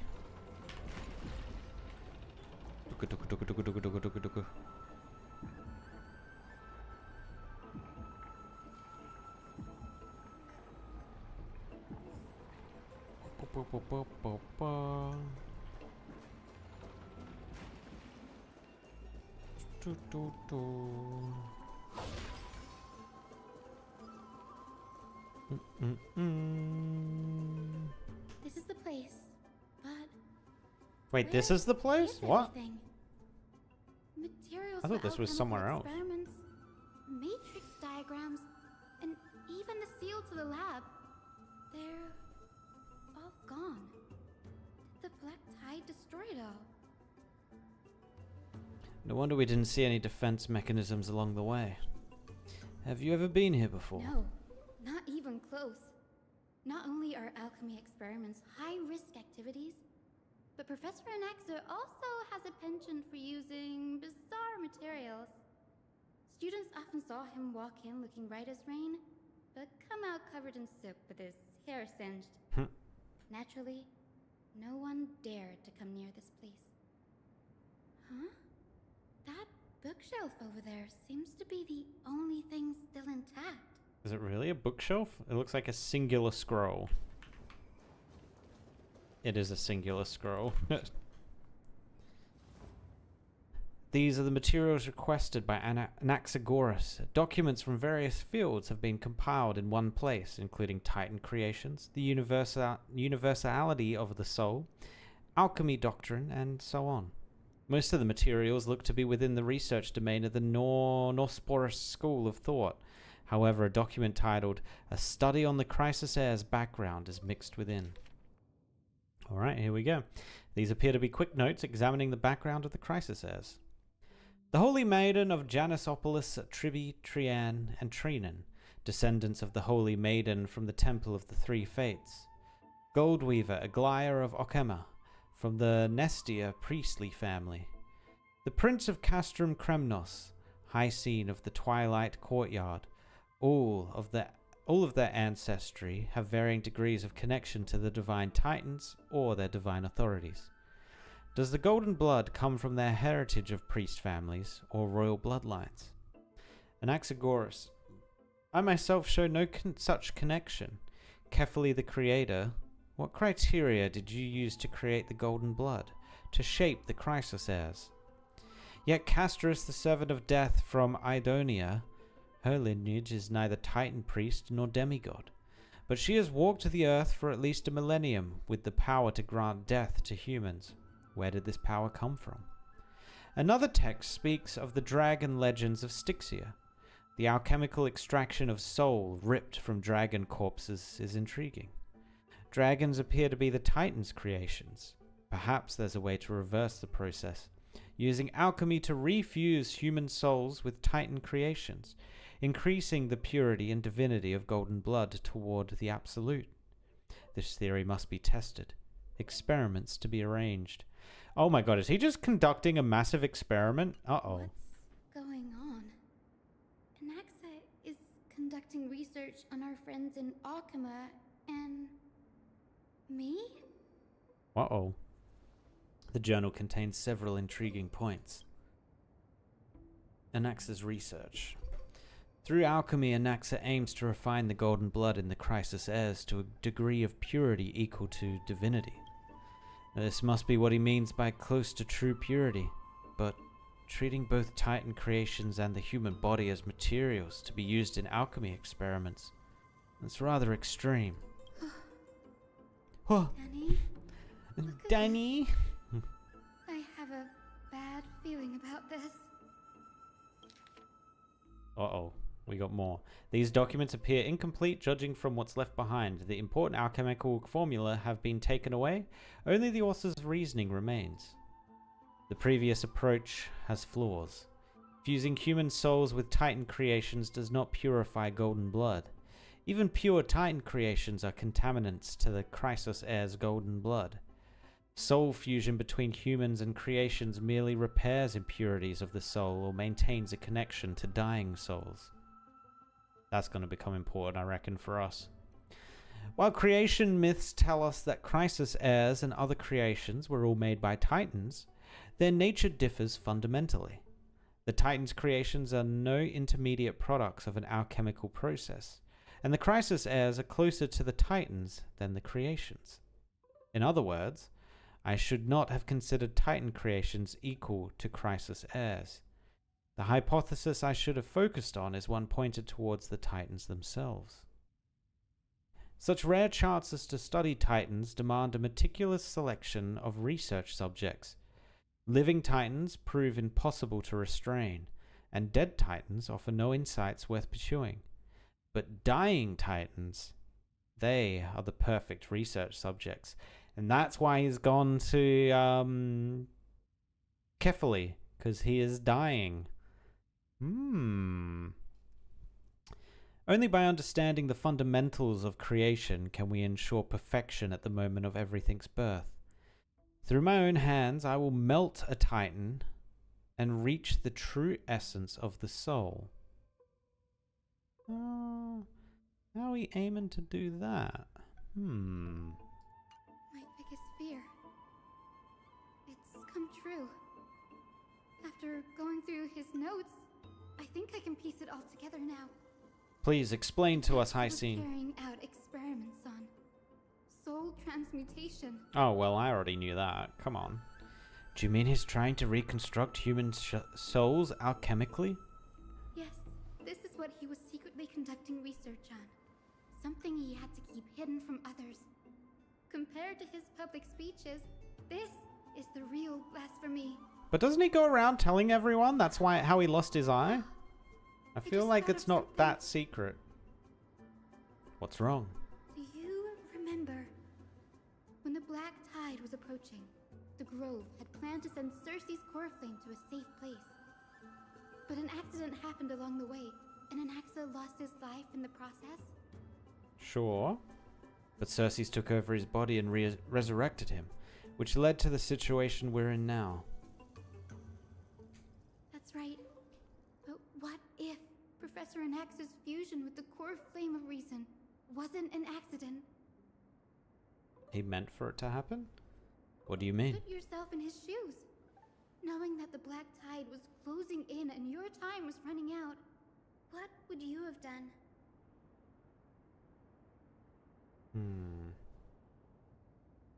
I'd put my theories to the test, no matter the cost. Exactly. When the Black Tide came, the true reason Anaxa headed to the Luminary Throne was to transmute and fuse himself with the Titan's core flame. Did he succeed? No. Judging from how he reacted after the event, the results came as a surprise. Maybe he failed to consider the possibility that Cersei's would make a similar decision. They both tried to save themselves by going into each other, essentially. Is still ongoing. Could he have taken them for other purposes? Like what? There's only one Titan left in the world now. The Sky one? No. No way. There's only one Titan left in the world, yeah. To convince an entity of perfection, one must first understand the principles of creation. If Anaxa is in Okema now, then that means... He's after Kefali. So why is the Sky Titan not considered a Titan? Sir, or living? This sky above us, it's not real, is it? Of course not. This is just an image from a projection device used for educational purposes. A simple trick. The day-night cycle has been lost to this world, so that students like you may still learn about the night sky. Astronomers have harnessed the Titan's miraculous power to manipulate the light, projecting the nights of the past here for you. Much like how the sky above the Holy City is also illuminated by Kefali's dawn device. So, the skies of Akama are fake too. He just wants things to be You real. mustn't conclude that, Anaxa. You should know that only a child would expose a trick and be proud of it. Often people know more than they let on. They simply choose to feign ignorance because they have no other choice. Then they're just deluding themselves. People believe in Kefali's tale of Genesis, accepting wholesale whatever the priests preach. But we're different. We've already walked out of the firelit cave of ignorance. We have already realized that we live in a world where Titans make the rules. Even when we look at the sky, we're only seeing what they allow us to see. Rather than gazing at this mockery of a night sky fabricated by them for the rest of my life, why shouldn't I be the one to take control of the projection device instead? Because So you're much just a time has homie. passed That's since why. You sowed the seeds of doubt in my heart, child. Many a night, I find myself penning down all my theories and wild ideas, only to burn them to ashes when I open my eyes in the day. Why? Because we'll face death by burning if word gets out? As a sage of the Venerationists, my soul has already become inextricably linked to the great tree. Every word I say and every move I make is certain to influence every leaf, every branch, Every even move the tree I itself. Every move I take, isn't it? No, every step I take? Okay. But above all else, my days are numbered. Instinctively, I have my doubts about the golden blood and the human soul, yet I have no means of verifying them. The golden blood in my veins is woefully thin, and I am loath to waste what little time I have left obsessing over a hypothesis that cannot even be proven in the first place. But I can, sir. I can do it for us. The time is right. Give me all that I need, and I shall accomplish this grand feat on your behalf.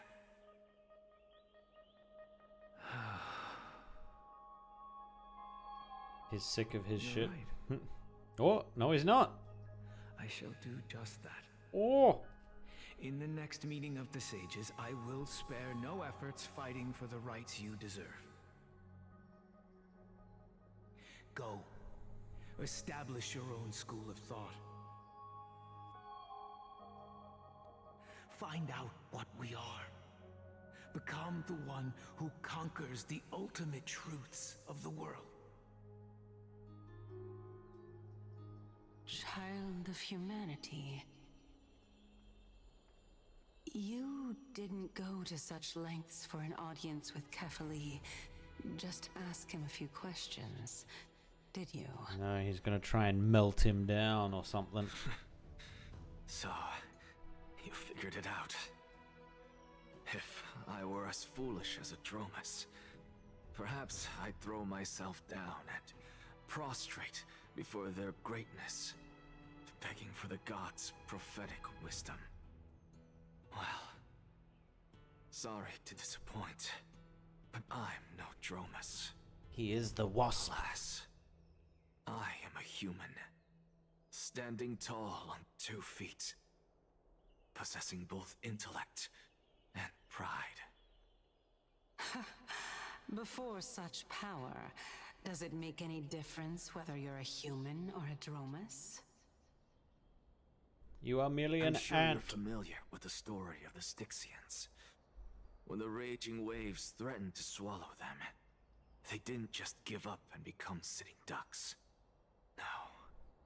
They constructed a dam that kept the roaring tide at bay, chaining down the mad Fagusa.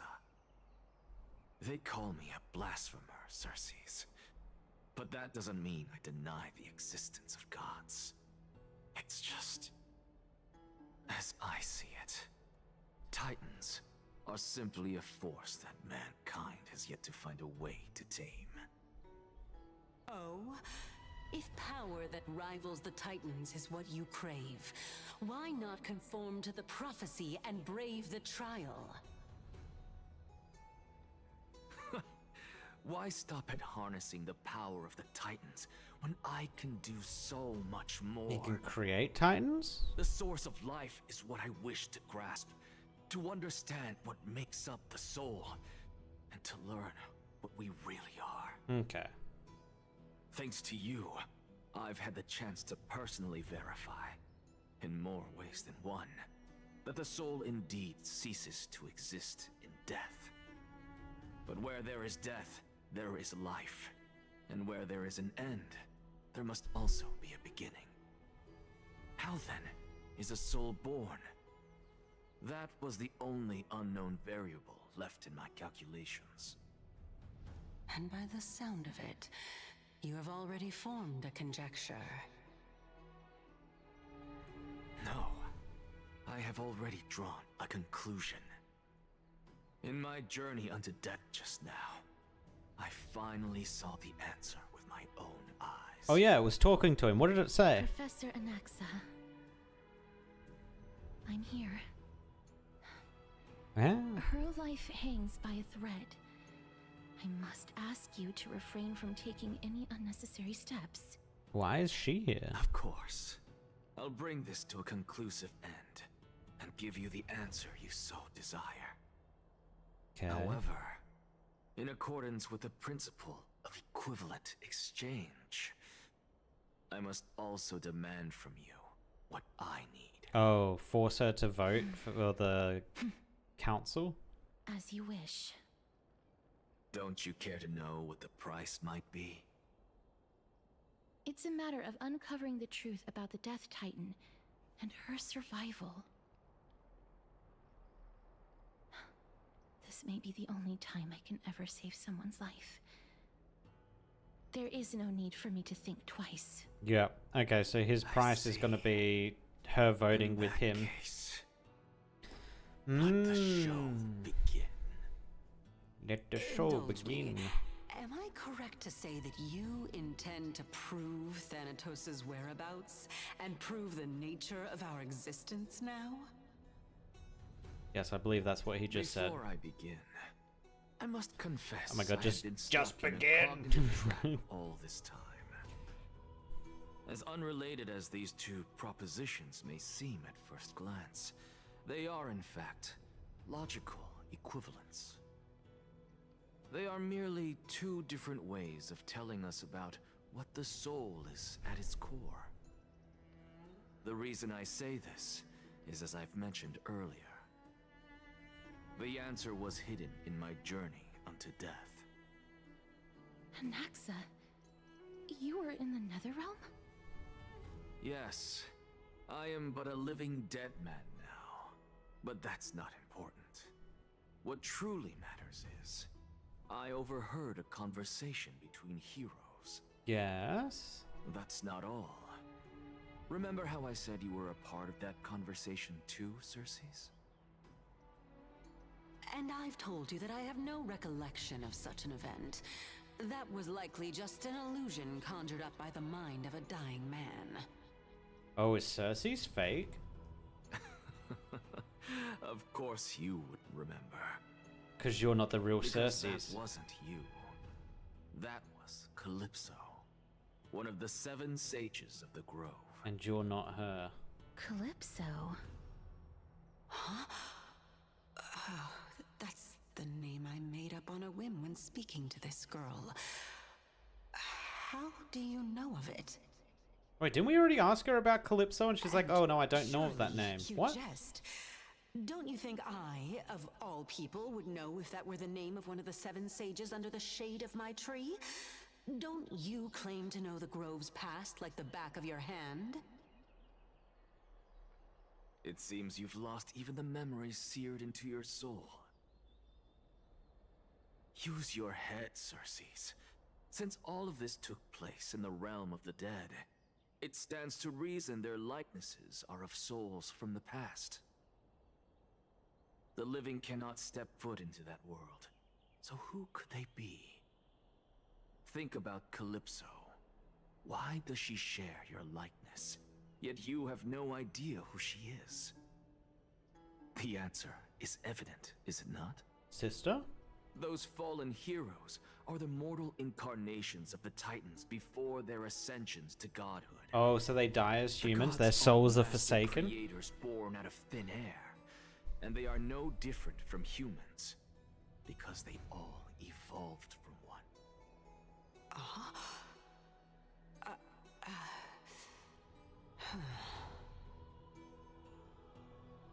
Does this answer disappoint you? Yes, because you've answered nothing. If I truly was once human, as you claim, then where do the children of humanity come from? Even on the off chance that you speak the truth, this brings us no closer to grasping Thanatos' whereabouts. How are we to find them? I knew you would say that. But it matters not. I know what I'm doing.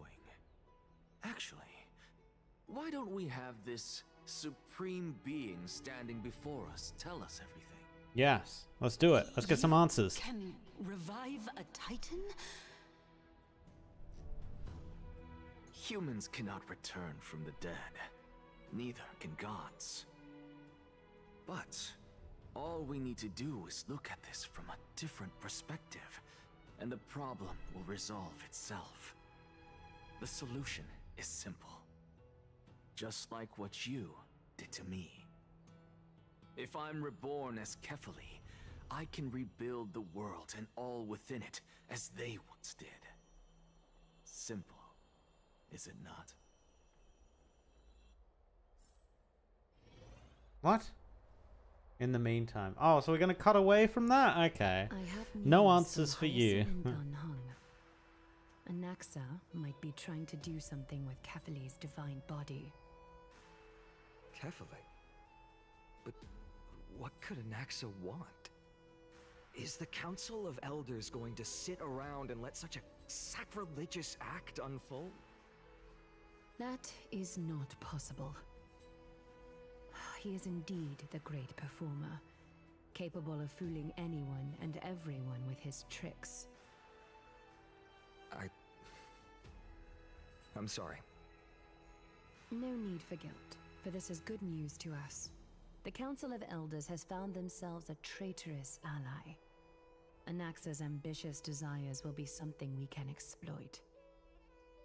What we should be doing now is to keep our eyes peeled for whichever trickery Kynus is up to, and react accordingly to thwart her plans. Being Akima's political center, the Demigod Council holds just as much significance as the Vortex of Genesis. Someday, after my duty is over, this site will take the place of the battlefield where you hunt gods, become the next challenge you ought to overcome. Till then, it's best to get used to this place as soon as possible.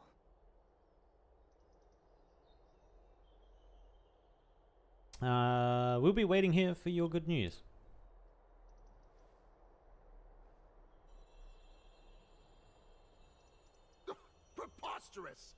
Christosairs only have their standing because of the Council of Elders. How dare they trample over it?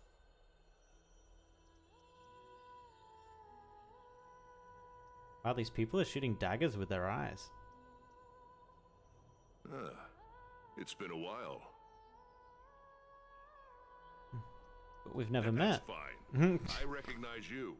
The young lord has nothing but good words about your courage. Oh, right, I know who this guy is now. It has indeed been some time, Lord Crateros.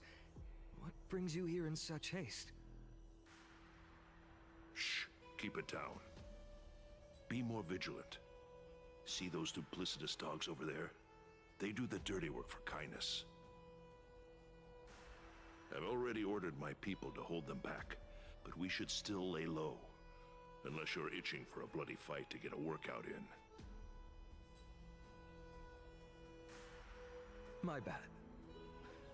So, did something happen? Did you hear thunderclaps last night? Did I? I don't know. No, I'm a heavy sleeper. Thunderclaps are beacon signals of strife. They are a message from the young lord. He threw a spear bearing several words at Akama. And they were? Watch out. The Flame Reaver is back. Flame Reaver? I guessed as much. We didn't actually kill them back at the Kremnos Arena. I figured this is something you would want to know. We Kremnoans never back down from a fight.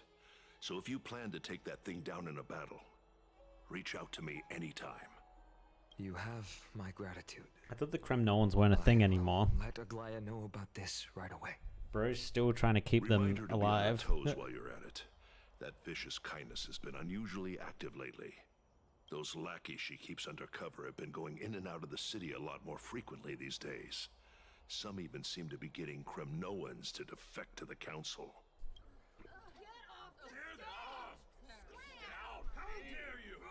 That's... Looks like you can see it for yourself. We should get back. Thank you for the intel, Lord Crateros. Alright. So I guess everything is just going to lead to everyone basically coming together at the top of that mountain. And then he's probably going to do something radical or extreme and become the Titan, or die and talk to the Titan. I'm not... Yeah, I guess we'll see. But for now, I think that is where we're going to leave it. Yeah. Interesting. Interesting things happening.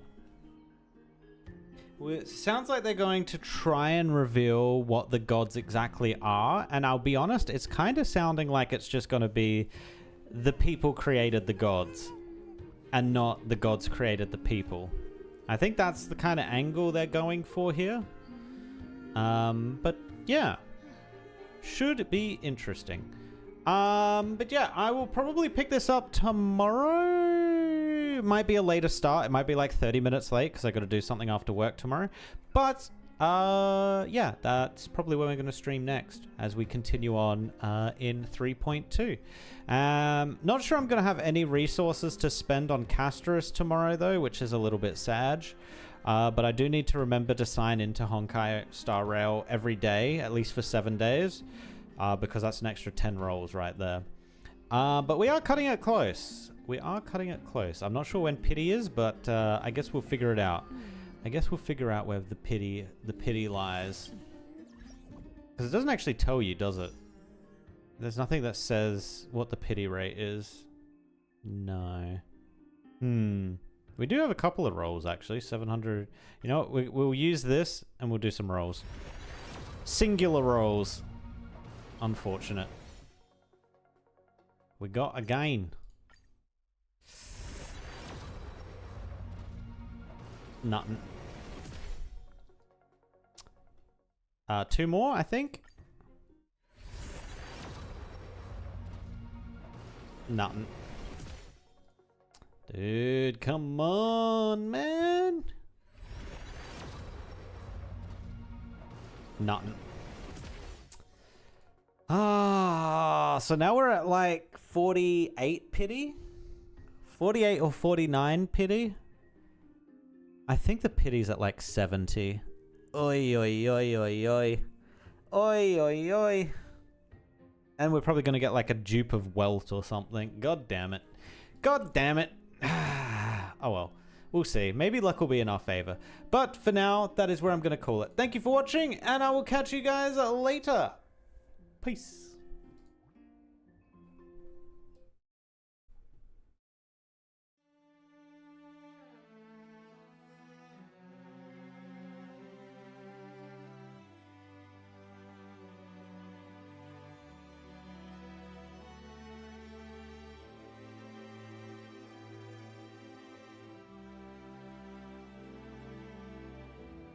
Every time I find my fire, somehow I'm starved for air. But when I'm stuck in the mire, I know I've nothing to fear. The candle of hope has been lit for so long. Sometimes it's hard to go, feels like I've lost my way. I'm slowly losing control. My heart is heavy these days. The candle of hope has been lit for so long, and it's burning out. Yeah, it's burning out when everything is spinning out of control. I can barely sleep with all this weight on my soul. I try to let it be. Try to let it be, but I can't let it go. No, I can't let it be. If there's any hope, even just a glimmer, I'll be holding on. Cause I believe in us. When these times get tough, and it feels like everything's come undone, it's so hard to change this road we're on. But I'll be keeping faith, and take it day by day. Maybe someday soon we'll find a way. We can place our hope in a better day. I believe in us. I believe in us. Oh, I've seen so much fear